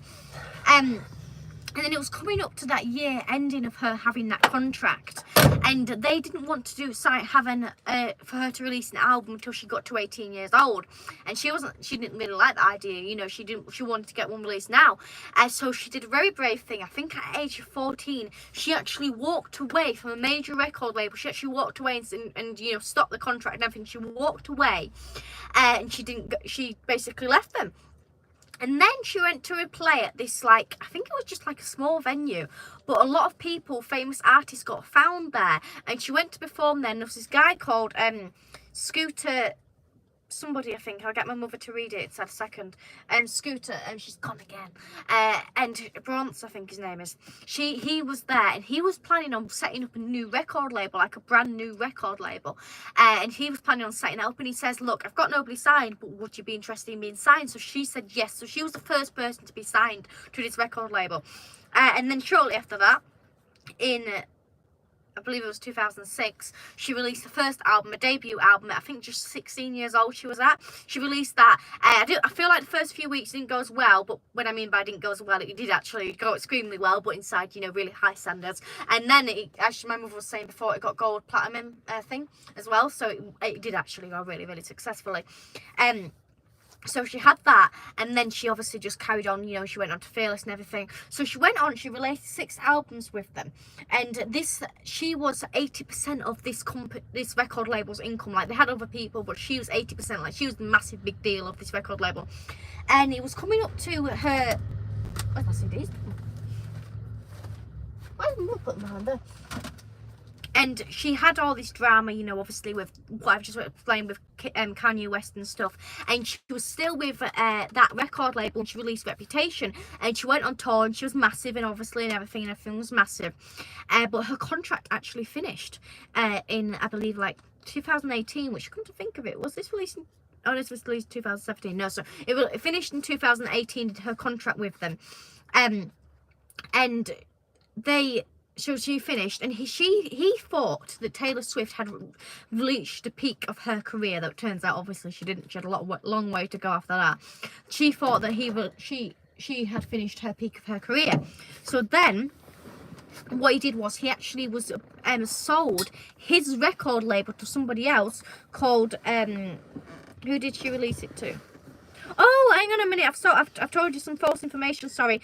It turns out that guy I just said isn't actually. He's the guy who bought it. The real owner. Who is that name?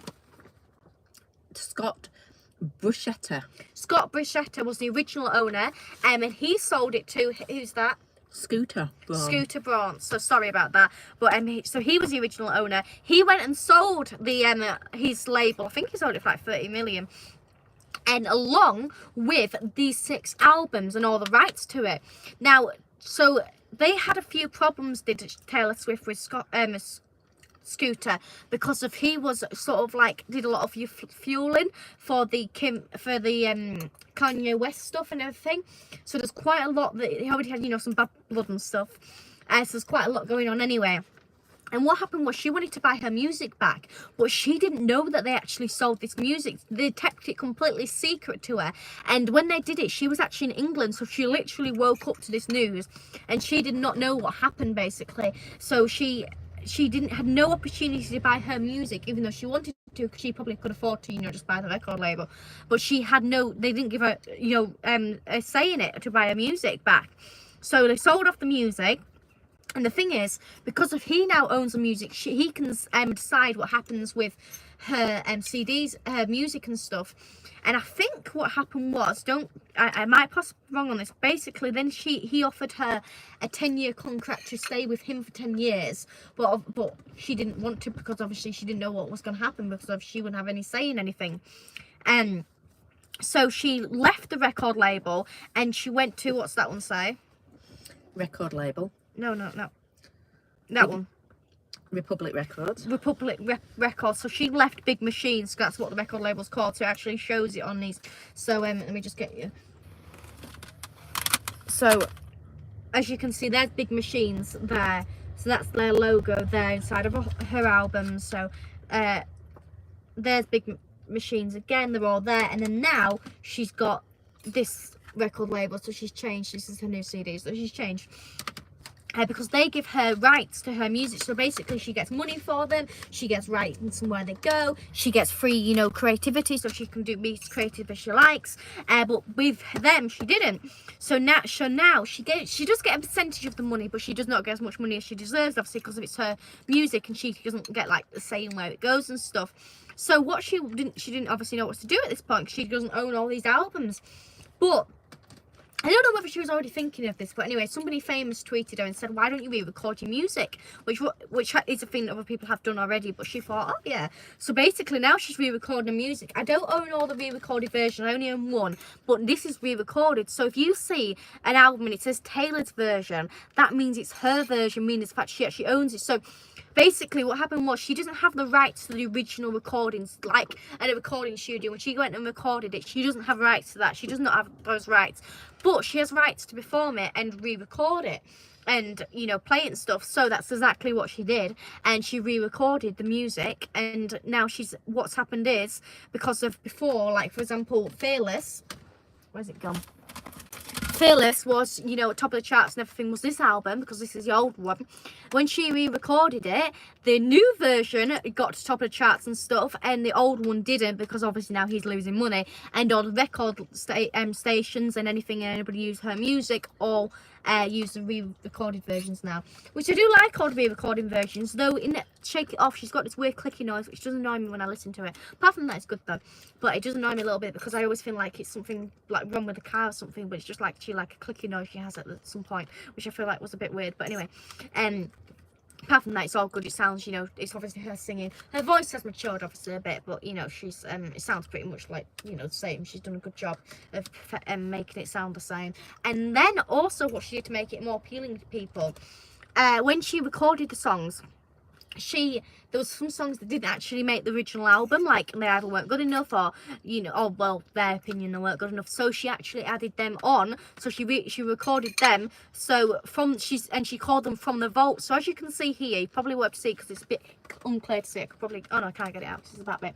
It's all these songs written, so it says there From the Vault. So on this album, 16 of the tracks were original tracks on the first album, but she's added, so then now there's altogether there's 21 tracks. So she's added 1, 2, 3, 4, 5. She's added 5 more tracks to this album that nobody's heard before.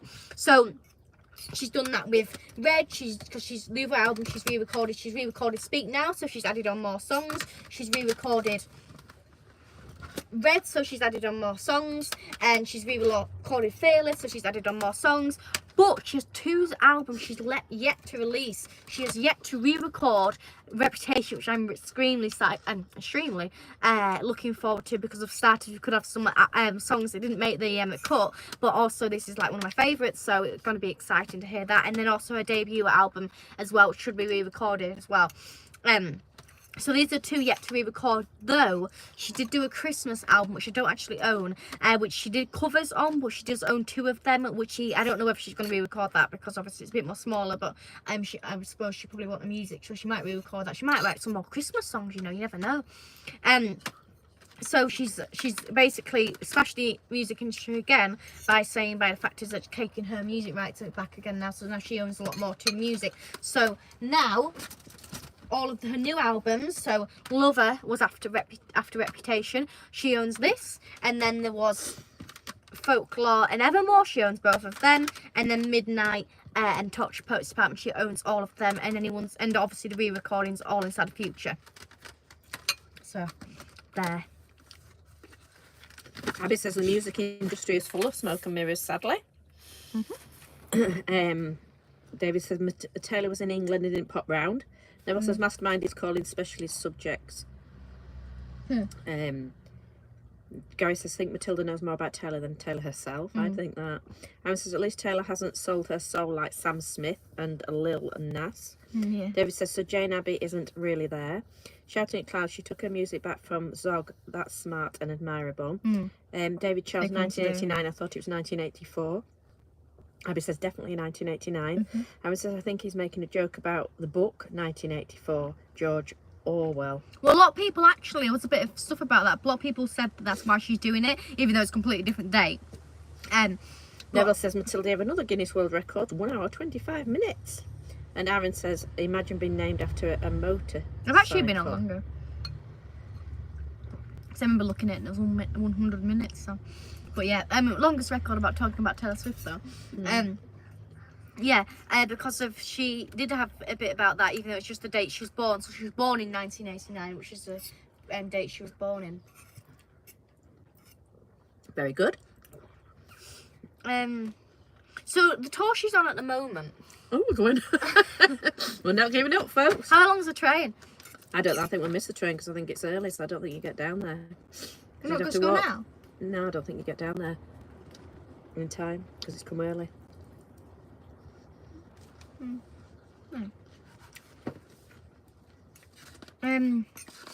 So inside her Eras tour, what happened was because of she basically so she went on tour. Why do I keep putting them over here? She went on tour with Reputation. So she went on tour. It was a massive big tour and everything. It was all big and everything. And then after that, she released Lover. And I don't know whether she didn't go on tour for this because of then I think it was lockdown after that.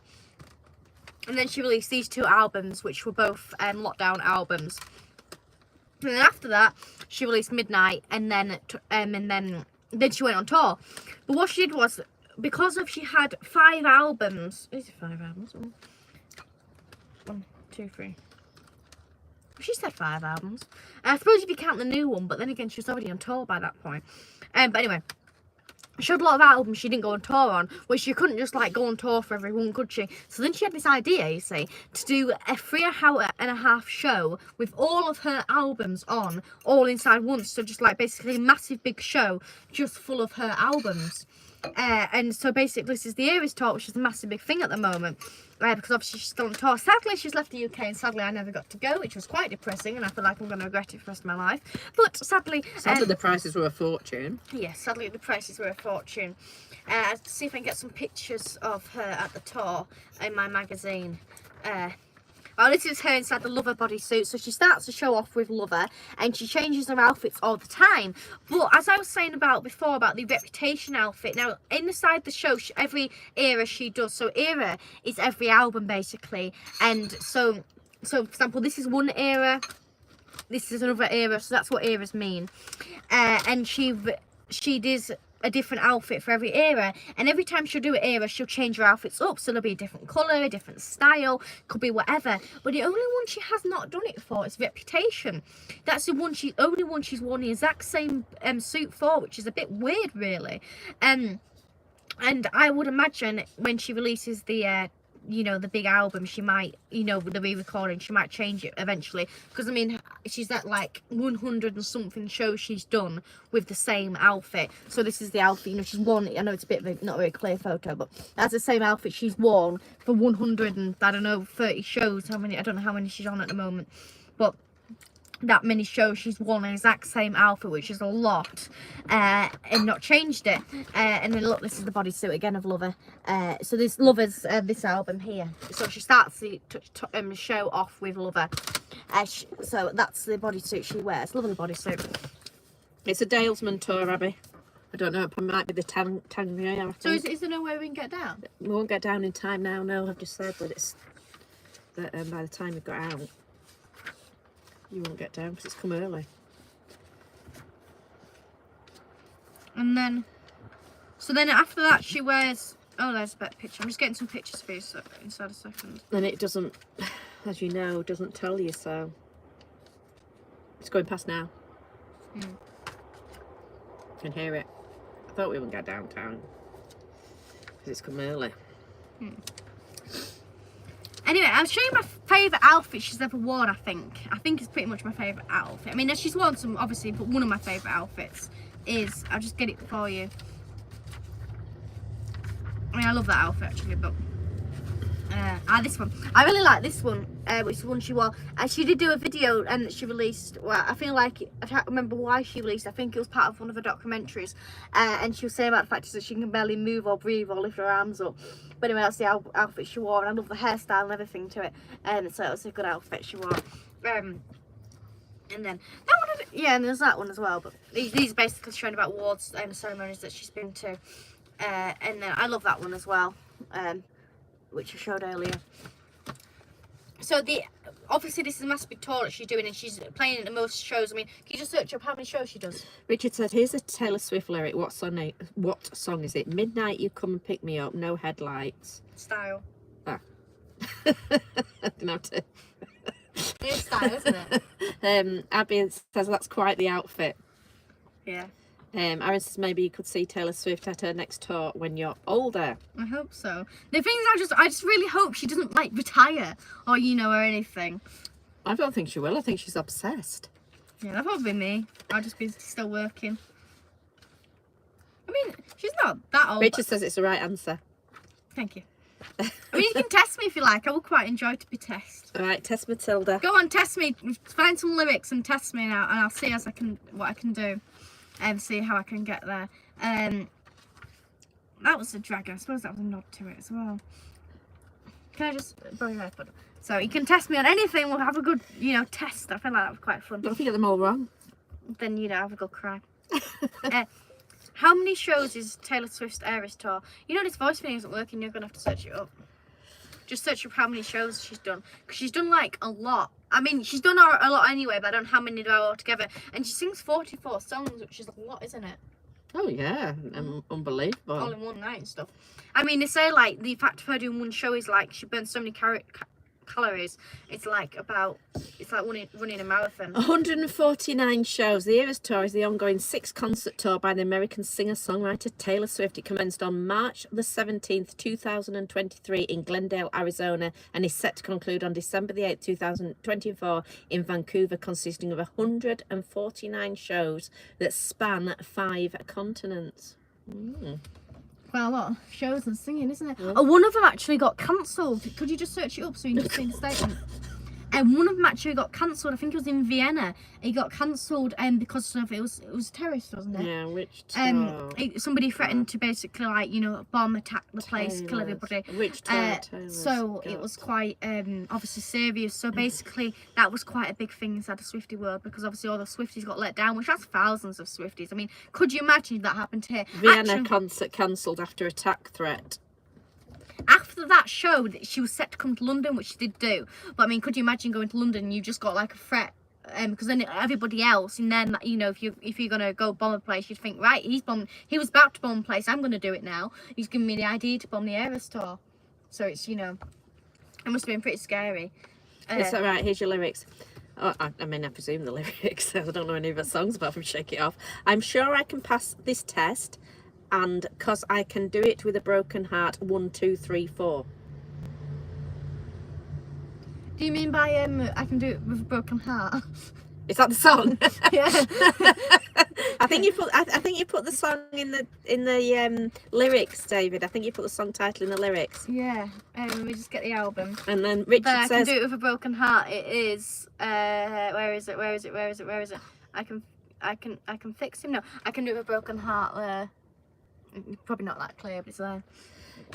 Richard Barry. Fever dream high in the quiet of the night. You know what, that I caught it bad. Bad boy, shiny toy with a price. Cruel Summer.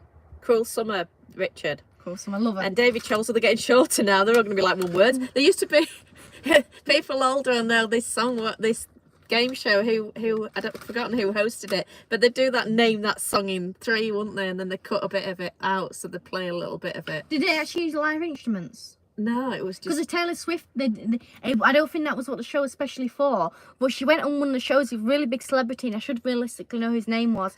But they did it, and they played it, and they went through these songs, and she was getting them right and stuff, and they were against each other. And then he played this song, and he looked at her, and then he pressed the button, and he said "Shake It Off," and she got her own song wrong. Who did? Taylor Swift. She didn't. And it's such an obvious drum beat as well, like you know how it goes. And she I don't think David's very good at this because his his next one is because baby now we've got bad blood. Bad Blood. 1989. David, I don't think you're very good at this game. You have to think of some harder ones. And this is my one. Shake it off. Which Play, song was that from? play. All right, Abby's got. I don't know about you, but I'm feeling 22. 22. That was. John says hi from Red. NYC. Hi, John. Hello. Can you get a Taylor Swift lyric and I'll see what song it's from, and I could even push it and do what album it's from as well, which I appear to be doing. Davis is not very good at it. Well, hey, what was that show called? I'll name that, when they used to name a song in a certain amount of beat, in a certain amount of bars, and they cut it down. I mean, I feel like I've seen clips of it, but So they go, so there'd be a start of it, and they go, I'll name that song in 5, and you go, I'll name that song in 4, and I go, I'll name that song in 3, and then I go to you, we'll name that song. Anyway, I don't think it's called Name That Song. Anyway, I don't know. Name That Tune, that was it. Well done, Carl. Name That Tune. Yeah, I remember that.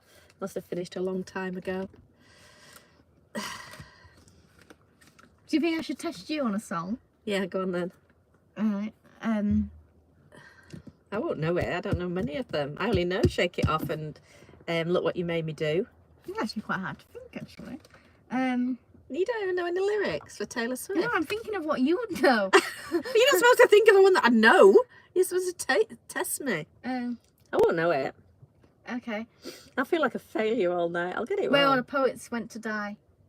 Oh, that's that latest one she's done in the lakes. Yes, I thought you might know. And the lakes, I really like Lewis the is lakes. back. Ah, good. Right. Abby says, you know, say you're fine. I know you better than that. Hey, what you doing with You a girl Belong like with that? Me. Fearless album. Good answer. Oh, John Rushton says, what was her first TV appearance? Oh, naughty. Well, you see, it depends because of the way she won that competition, so I can only presume maybe that because she did go on stage. Oh, hang on a minute, it was she went on. Actually, there was a big football game and she went on and sang a song. I don't feel like it might have been the national anthem or something. She went on stage and I think she was like 11 or 12, or I think she was about 11 years old or something. And she went on and sang that song. She went on and sang a song. I don't know what song it was, but she went and sang that. It might have been that, actually. She made her debut as a rebellious teenager in a crime scene investigation episode. Oh yeah, she has done a bit of acting jobs. That was the first acting And hosted and job. performed as a musical guest on Saturday Night Live. She was the first host ever to write their own opening monologue. Oh, no, that wasn't the first one, but she did actually do an open monologue. Oh, show the monologue, actually. The monologue's quite funny because she does quite a few things to it. Because she says at that moment in time, she was dating Taylor Lawson, who was the only one that she said about that she was the person who was had her wrong, which she then she just said a bit about that, and she said about the fact of Well, let me just do Richard's because he's Okay. written one in. Nice to meet you. Where have you been? Could show you blank incredible. space. What? Blank space. There you go, Richard. Blank space. 1989. Abby says, ooh, we called it off again last night, but ooh, this time I'm telling you, We're never I'm telling getting you, back together again. we're never getting back together, Abby. I would get that one confused when I knew you trouble when you walked in. I don't know so if this it's is a like- lyric or David just saying a statement, but I come back stronger than a 90s trend. Oh no, that is. All right. I come back stronger than 90s trend. Oh. Come on, you've got a clear run. Oh. Come back. Oh, is it? I believe it's in Midnight, isn't it? Album. I come back stronger than a 90s. We might have got a trend. David. Oh. I mean, can I just have a moment to think? I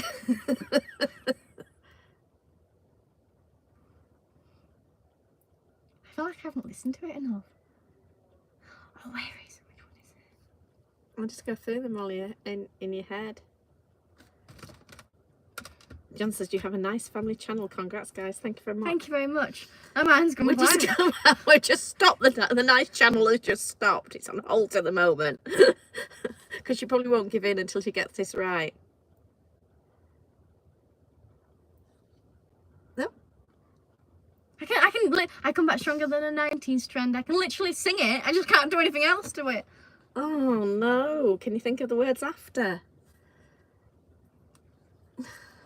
Oh, well, I think move on. Louis says it's definitely a Just give it song. minute. No, I know it's a song. I just come back stronger than a. Carl says, the tarmac team all done. They're all finished. They finished last night I about just got a bit of painting today. 1 o'clock in the morning. No, the tarmac, though. Damn it. They all finished about 1 o'clock last night. And then we got our Keep Clear painted, which we were over the moon about. They weren't going to do it because the electric guys had done a bit of pavement work and they still had the bollards out. And they said, we can't move their bollards. So I said, well, I'll move the bollards. And they said, all right, we'll do it. And they did it. Yeah. We saw how they did it, and it's really good because the fact is that they still do it like hand done, don't they? Yeah, it's all hand done. Which is really, really, impressive. And I mean, they were really, really nice, and they were just going around and doing it and stuff. I want to say anti-hero, but I'm positive it isn't anti-hero. I know it isn't anti-hero realistically. What could it be? It's not On Your Own, Kid, definitely. Midnight Rain now. Is it Midnight Rain? No, I don't like that. No. Oh, you've got a fail. Loser. I come back stronger than 90 strong. Why can't I think of it? Oh, David says, do you give up? No. David, she's not the sort to give up, love. Could you tell me what album it's from, by any chance? Give me a clue. Is that fair? Or maybe another line? We need a clue. Oh, either another line, David, or what album it's from. Yeah. Come back stronger than a 90s trend. It's obviously like a pellet, like a... No Trains Tonight by me as the cables are down. Nothing between Shipley and Skipton. Oh. We don't have any connection from Settle to Bentham, so you just got guessing work, and if it's early, we miss it. Lewis, it's not hand done where I'm from. They push a line paint thing with heat. And David says no. But, John says she deserves a clue. Yeah, I deserve a clue. Come on, David, give us a clue. Unless he doesn't know. He just knows that line. He just knows that random line. Yeah. I don't know what it is. Much stronger than a 90s trend. What could it have been? Right, go on to your next thing. What next thing? Well, is that it now? Have you finished? Oh, here's your album at Folklore.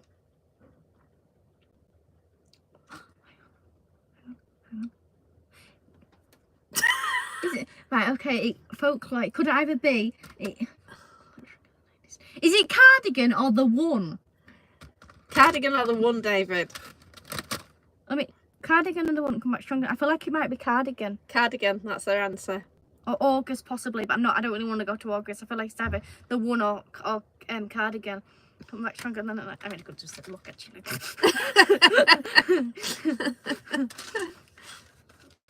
I never thought Folklore.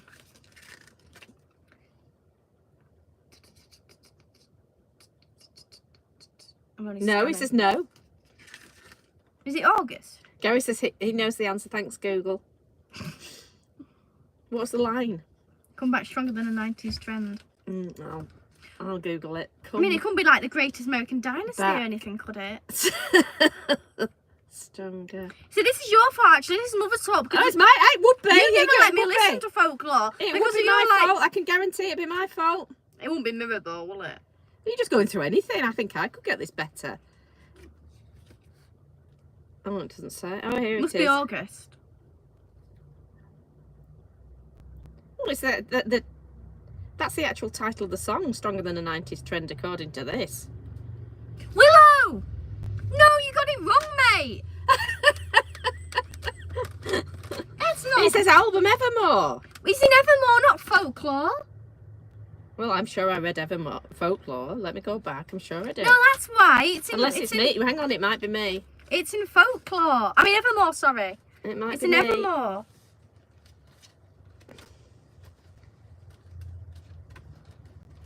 It might be me that's read it wrong. I can't find it now. It's Evermore. Folklore.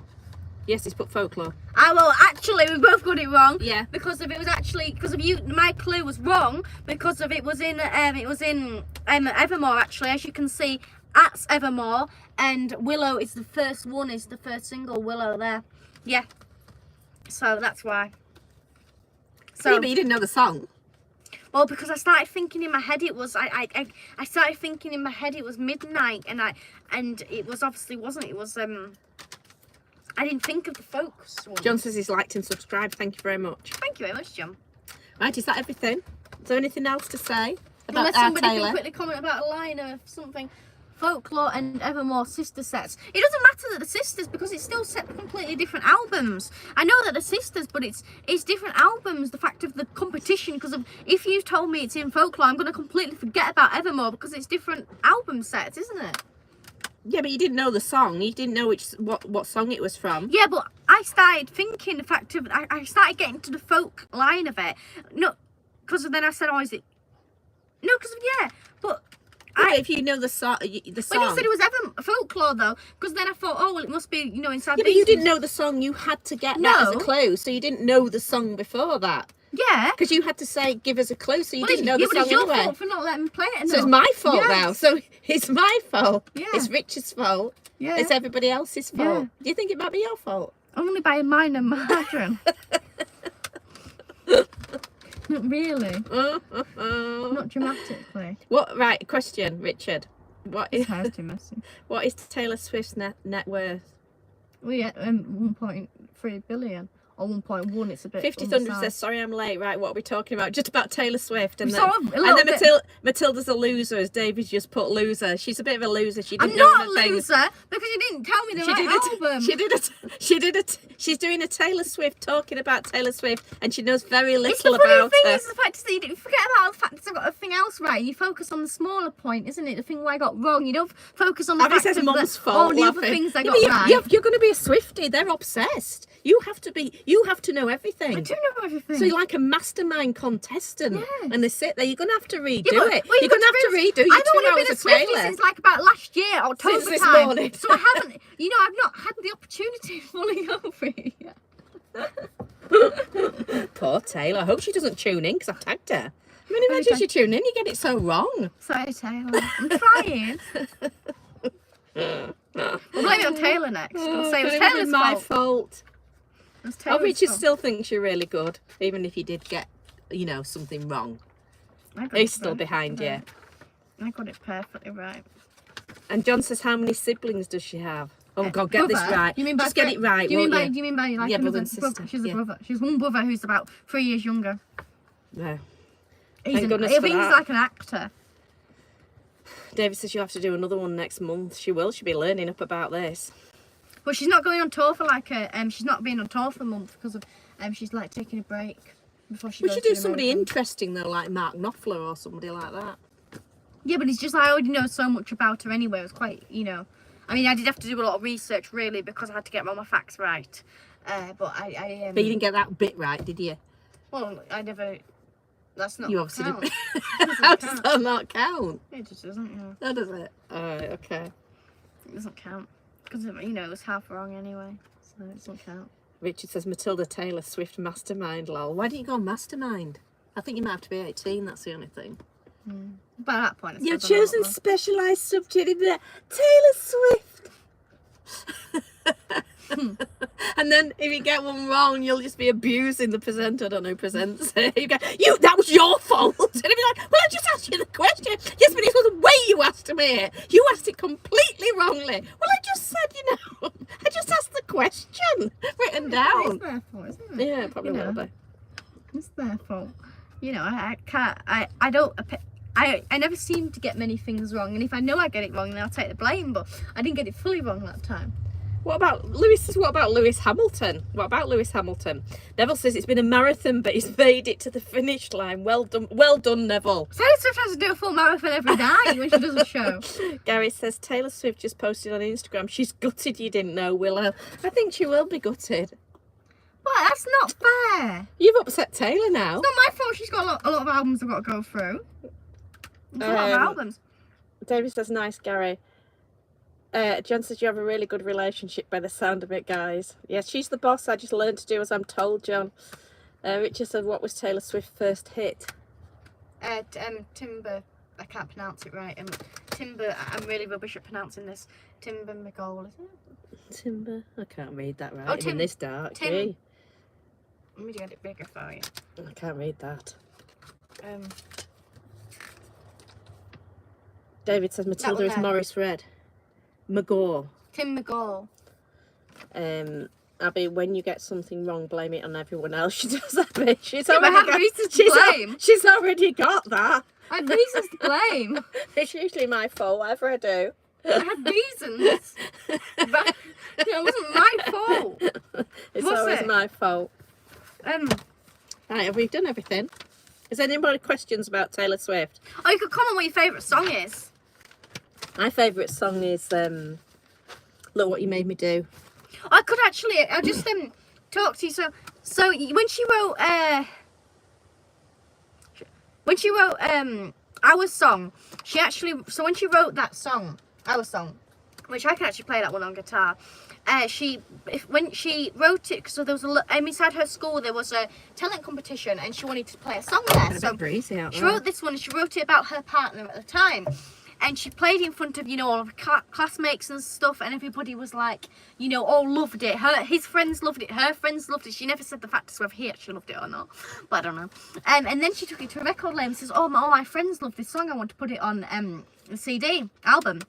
And the record label guy goes, you can't put it on your record label just because of your friends at school like it. And he was the first one to get really, really big was Our Song. So she was like, I showed you. Neville says Betty. I like Betty. Betty's good. She didn't write Betty though, did she? She did? Oh, did she? I thought somebody else wrote it. Well, she just had oh, I did actually. Thank you for. I wanted to touch the subject. She does have people who do help her with a song sometimes. But I suppose it's like, for example, if you wrote a song and you like there's one verse where it's just a bit dodgy on. I suppose that sort of like that could count. Or he could say one line or whatever. She does have people help her, but she recorded her debut album. Then she recorded Fearless, sorry.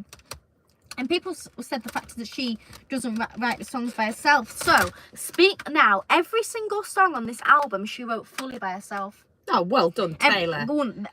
And this is always the outcast. And every single song on this album we wrote fully ourselves. But, well done us. So there's 14 songs on here. I mean, there's like Back to December. There's Mean, which is, the story of us, Enchanted, all these brilliant songs, and she wrote all by herself. Nothing Better Than Revenge. There is also Speak Now, which she wrote.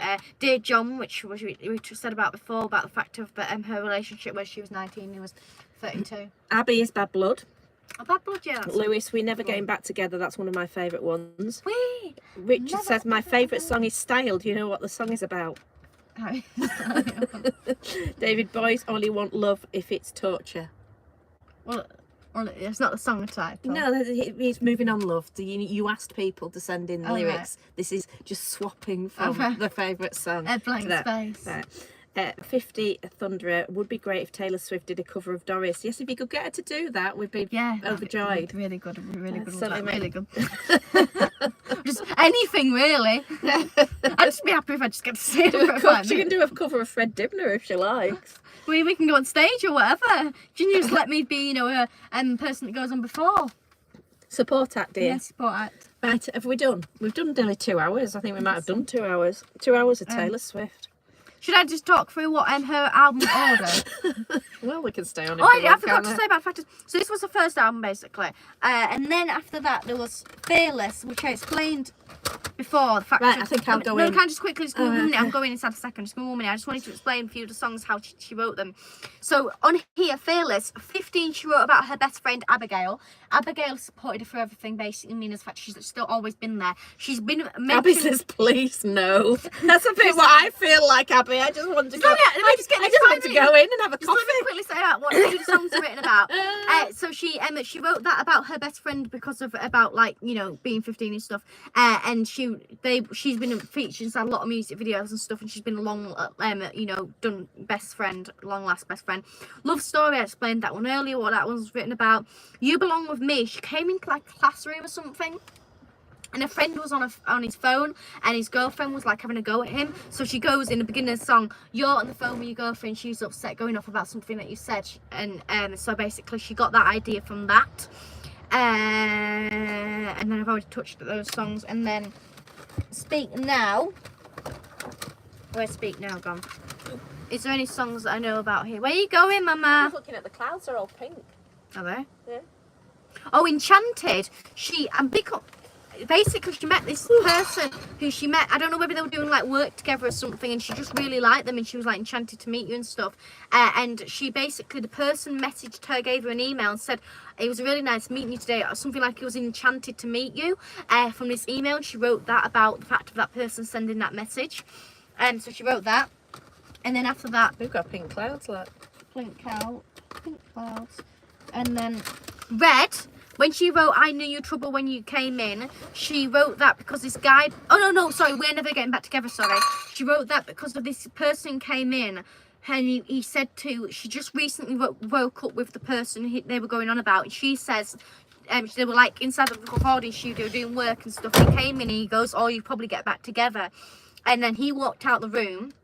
And she started going to her friend, and the recording friend or whatever. She says, like, "We're never getting back together, like, ever." And then the guy goes, "You should really make that into a song." And then that's what they did.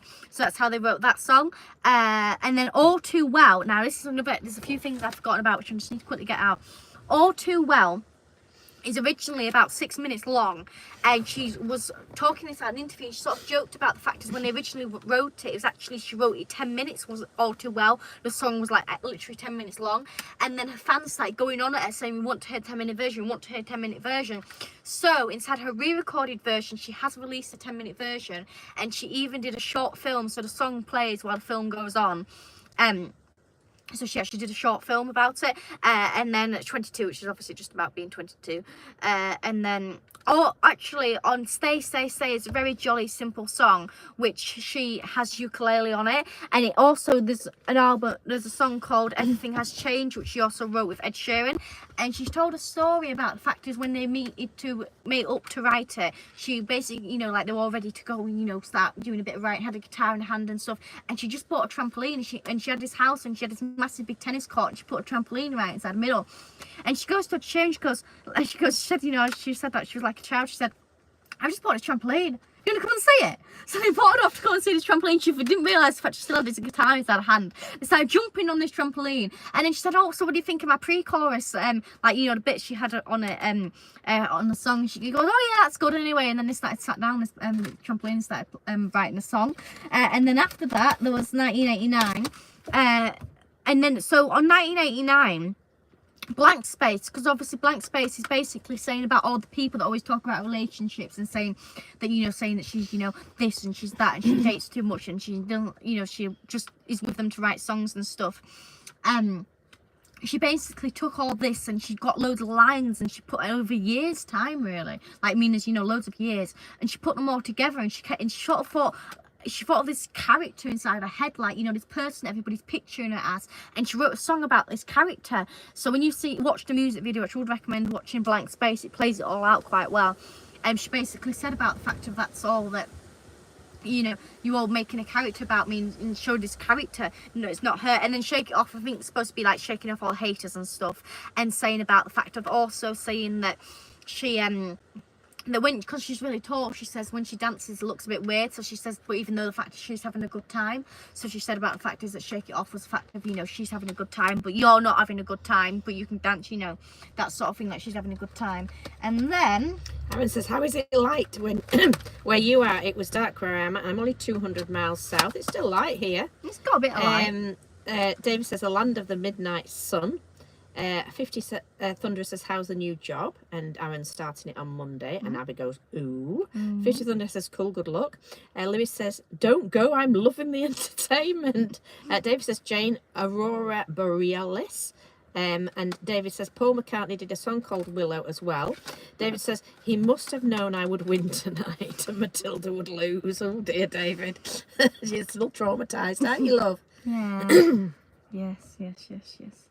August is quite a good song to listen to in August because it's about August. And Betty. Oh, now Betty.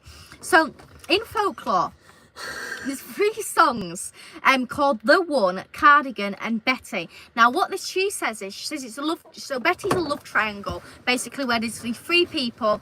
So it's actually sang from a men's perspective of it. So basically, the fact is him talking about it. So basically he's singing, so he loves Betty, but there's this other girl called, I don't think she ever says what her name is. Basically there's this other girl, and there's this guy called James who is singing it. And he goes basically the fact of that they were together, but he basically, something happened where they did like, he did something wrong. And then he was like down, you know, sad and stuff. And then she showed up with this other girl. So he went with her and they were together, but she actually, the whole time he thought of Betty. So she wanted to like, he wanted to make it up to her. So Cardigan, Betty, and The One is all like one story. So you just like put all the pieces together and it's all like one story. And if you ever watch the Friends, which I haven't watched it, but I know about it. And she goes, just one of the main actors, she goes, I've written a song and it's called Betty and it's about a love triangle, and she sings it and stuff, and it's not like, you know, but she's basically sung it. And in an interview with Vogue, Taylor Swift said the fact is that her favourite like show that she watches is Friends, which obviously, so she's going to have seen that scene. So basically Betty was a bit written about the fact, so it's all stories, you know, and basically was a bit written about the fact of watching Friends. And then I don't think I have anything to, do I have anything to say about Evermore? Evermore, I don't think I have anything to say. Anti-Hero is a lot about her personal, like, you know, the fact of like, we just listened to it, it's about basically saying about all of her you know, her feelings, like, you know, the problems that she feels. I really like Sweet Nothing. It's quite a song that not many people know about, but I quite like that one. You're on Your Own, Kid. She mentions about friendship bracelets, which obviously inside the Aries tour, I don't know if you noticed, everybody makes friendship bracelets, and when you go to the tour you swap with people. So basically you make friendship bracelets and they'll have like a name of a song, a name of an era, and like Taylor Swift on it, something, and you'll swap the bracelets. So you make them and then swap them. Lover, she woke up middle of the night and wrote this song. This is from this album, which it was about who she was inside a relationship at the time, and just saying about the fact of, you know, like was like a real like proper love song, and it was just saying about the fact of being inside a relationship with somebody. And then I Forgotten You Existed. It's not clear who it's about, but we reckon it's about Kanye West and Kim Kardashian, because there's quite a few like, you know, points to that. And then The Man was, because actually when she wrote this there was quite a few things going about politically as well, you know, political and stuff inside America, because there was a person inside her state, I think, where she lived or where she used to live, and she didn't agree with their opinions, and she's never really done anything, she's never talked about anything, you know, political, she's never had an opinion, and then she just basically couldn't be quiet about it, and she just basically wanted to talk about it.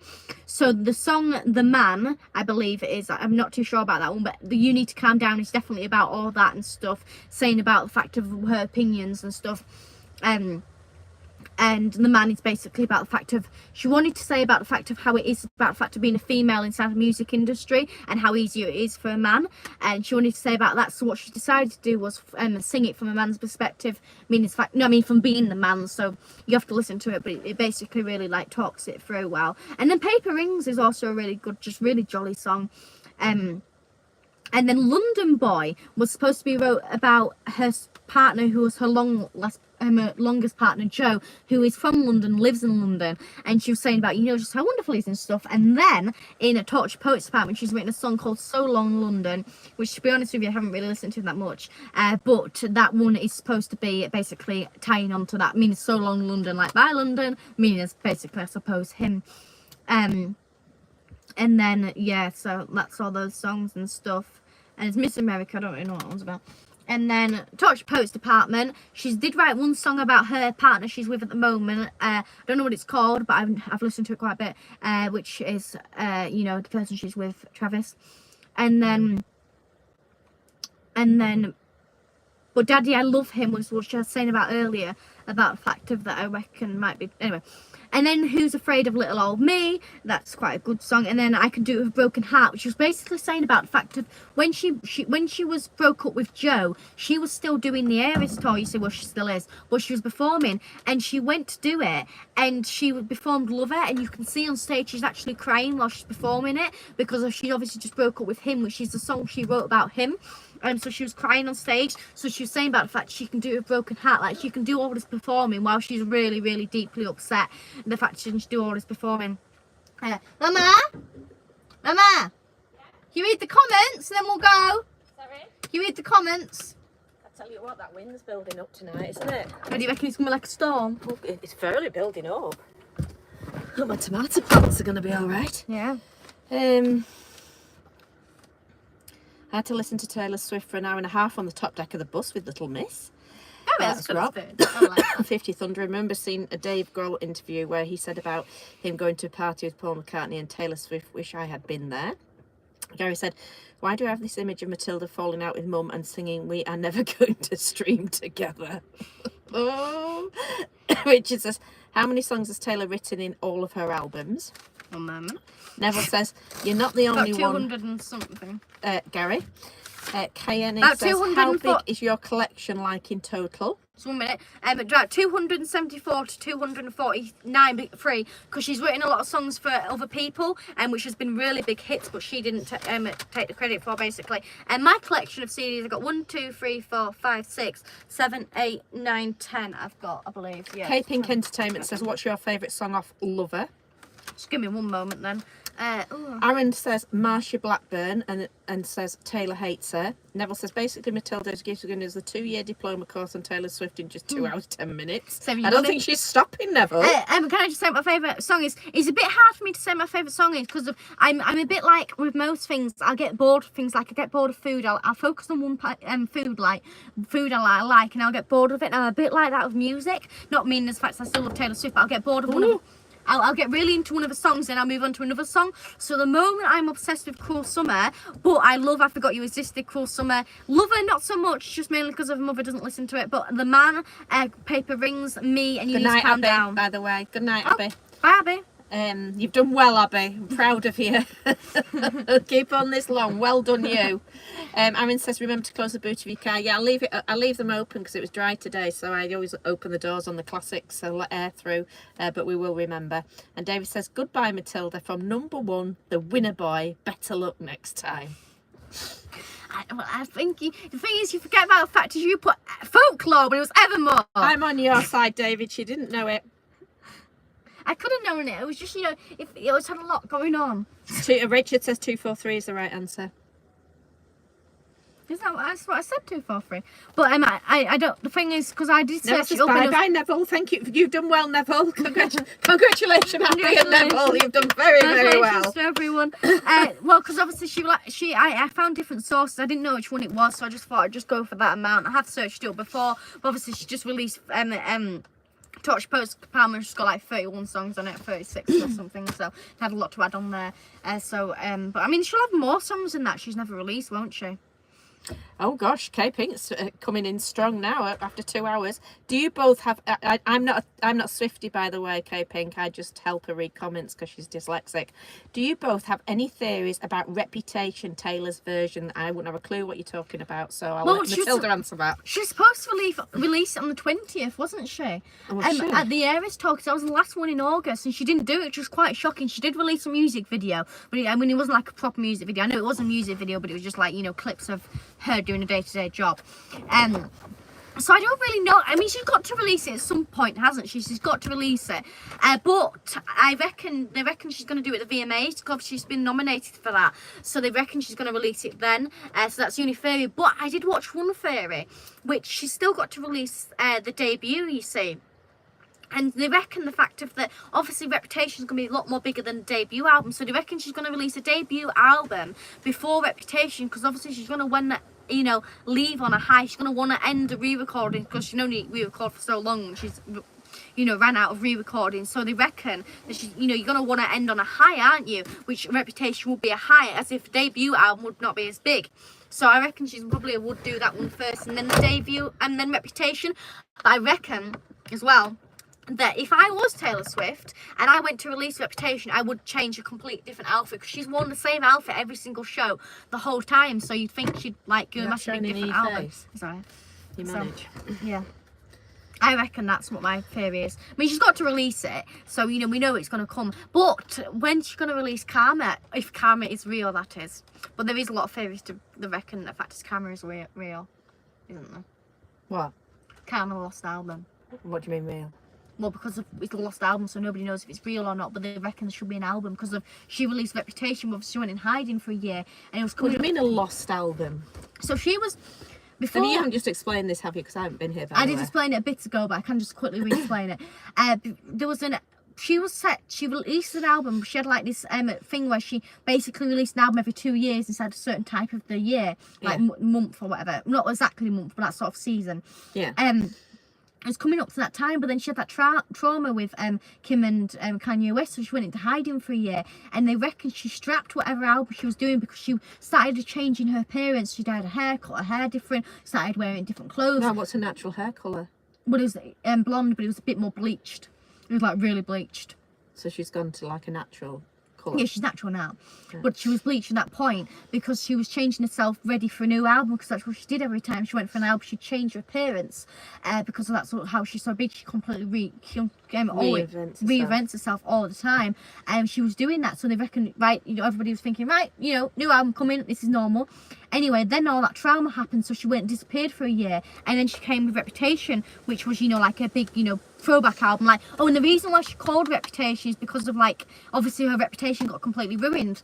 So, well, not completely, but a bit ruined. So she was saying about the fact something you had can get completely, taken from you. So she was, saying about that's why it's called Reputation, and then she mentions Reputation a lot inside the song. So that's why. So it's basically it's a lost album, and she's done loads of hints to it, and they reckon it's called Karma as the album. Oh, because of before she went into hiding and everything, she did a Vogue interview, and she said, I can't remember what the question was, but basically her answer was saying that Karma is real, meaning as a nod to the next album. And that's why they reckon it's called Karma. And they reckon the colour of the theme is orange. Gary says King Charles used to talk to his plants to make them grow. Maybe Matilda needs to sing Taylor Swift songs to the tomatoes. That might be why some of them died, Gary. They're probably sick of it. But Richard says congratulations. You did really well on your Swift Mastermind contest. Yourself and your mum have a great relationship. Thank you for reading all the comments. You're welcome. Thank you very much. Just we couldn't do without her, literally. David says, Gary, will I buy one, get one free at Aldi now? And K Pink Entertainment says, I know this is off topic, but speaking of the VMAs, do you have any favourite performance you're wanting to see so far? I have actually voted. I don't know a lot of them. To be honest with you, I tried not to vote for Taylor Swift, but I just ended up voting for Taylor Swift in the majority of the categories. But I did vote for somebody else who inside the brand new artist. Can I just answer? Okay, just quickly. I need to answer a comment. Yeah, but let me just I want to, because this is something that interests me. Lewis, it says, I'm growing oranges and potatoes. My potatoes, I can grow them for fun, but how on earth are you growing oranges? Because I can't even grow tomatoes. Because wouldn't it need to be a lot warmer, like a warm summer? So there you go. I've just answered mine. What was I searching up? Maybe I've forgotten. Oh, my fault again. That's a surprise. Too sweet. Let me just see who. So who's that? Who's that artist? Too sweet. No, the artist.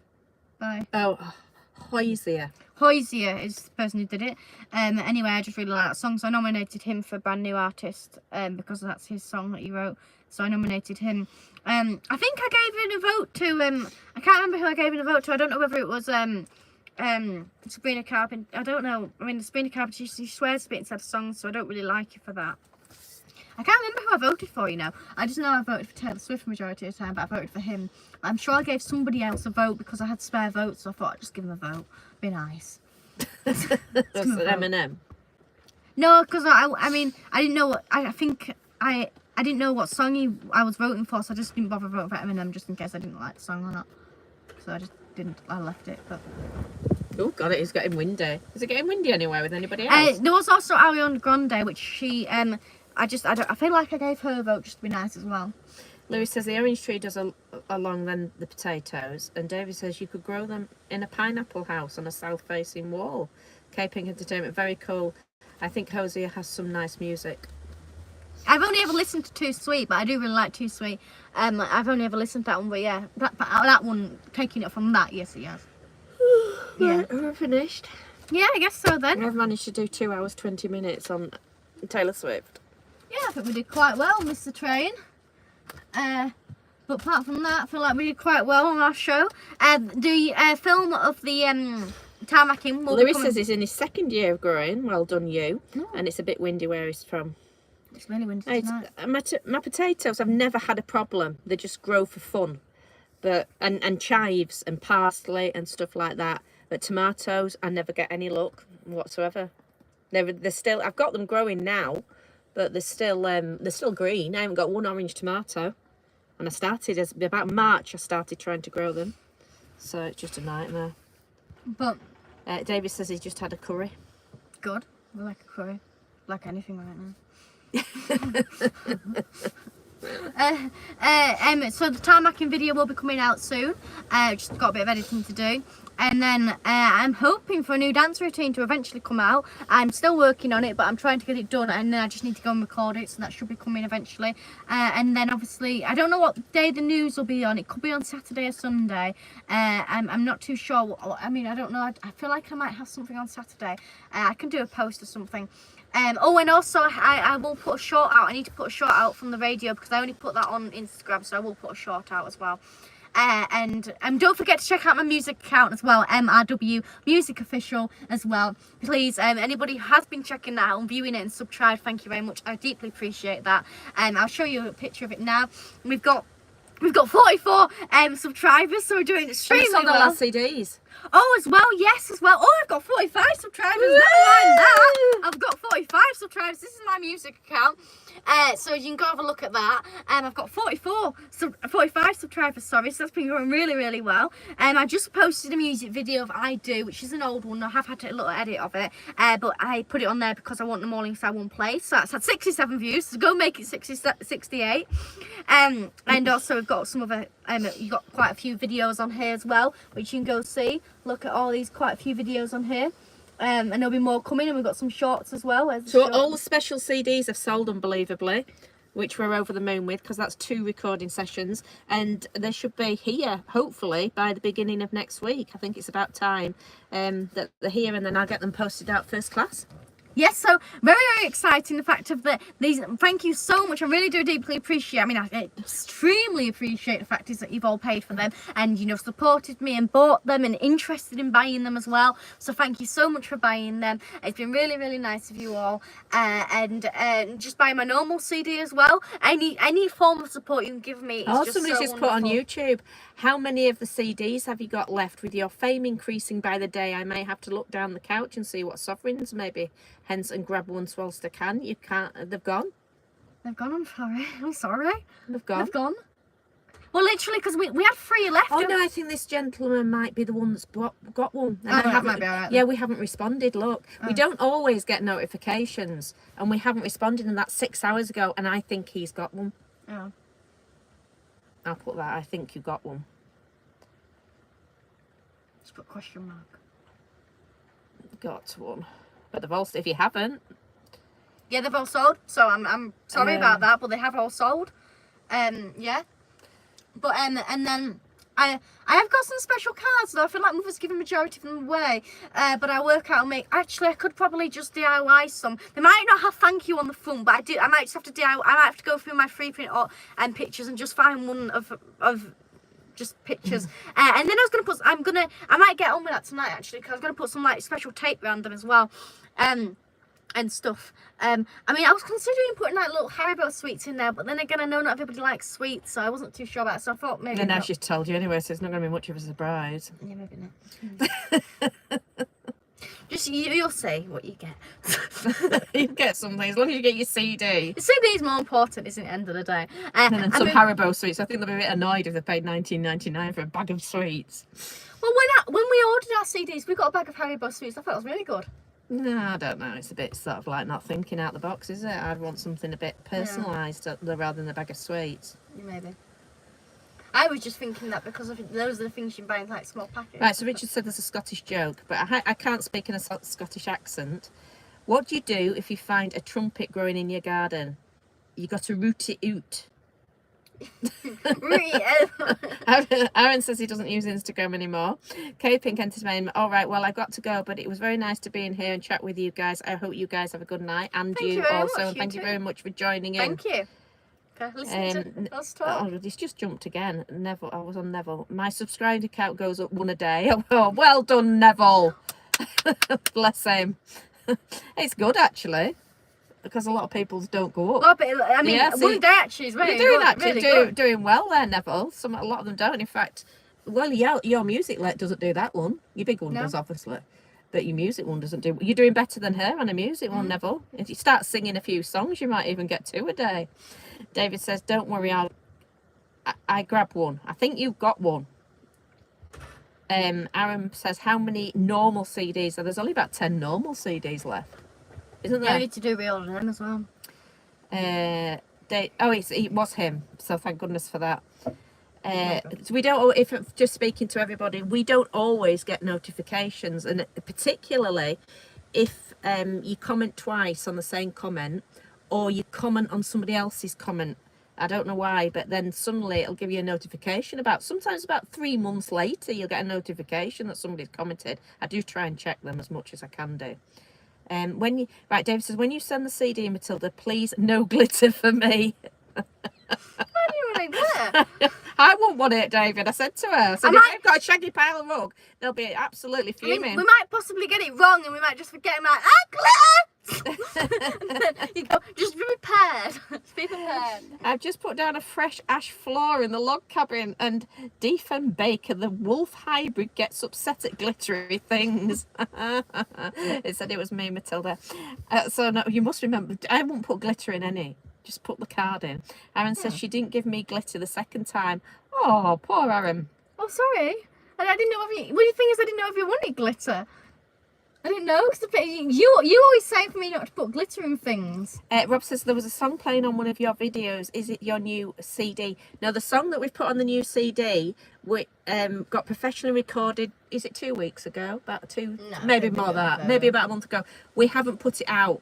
The only people that have heard it is me, Matilda, and Mark from the recording studio. So that when people have bought the special CD, because they've paid more money for it, obviously, they will be the first ones to hear that song, apart from us 3. And then it won't go out. We won't put it out for a month at least. It'll probably be longer. So that's obviously why people have paid extra. There was a song. And Gary says, I'll have David's glitter. So Gary wants glitter. No, right. Shouldn't put Gary and glitter in the same sentence. Sorry about that, Gary. Richard says, Haribos are my favourite sweets, but I can call them Barry Bows lol. Says Richard wants sweets. If you just message on Bandcamp, right, whether you want glitter or not, and she can put it in. And if you don't message it, you don't get your glitter. Yeah. That'll be easy, won't it? Well then, Thank you very much for watching this, and we'll see you all later inside of the future, you know, videos and stuff. And off we go. So thank you very much for watching our full night about Taylor Swift. We did quite well, and I mean, I had to do quite a bit of research for it. I mean, I knew a lot of it. I just had to get facts right and names right.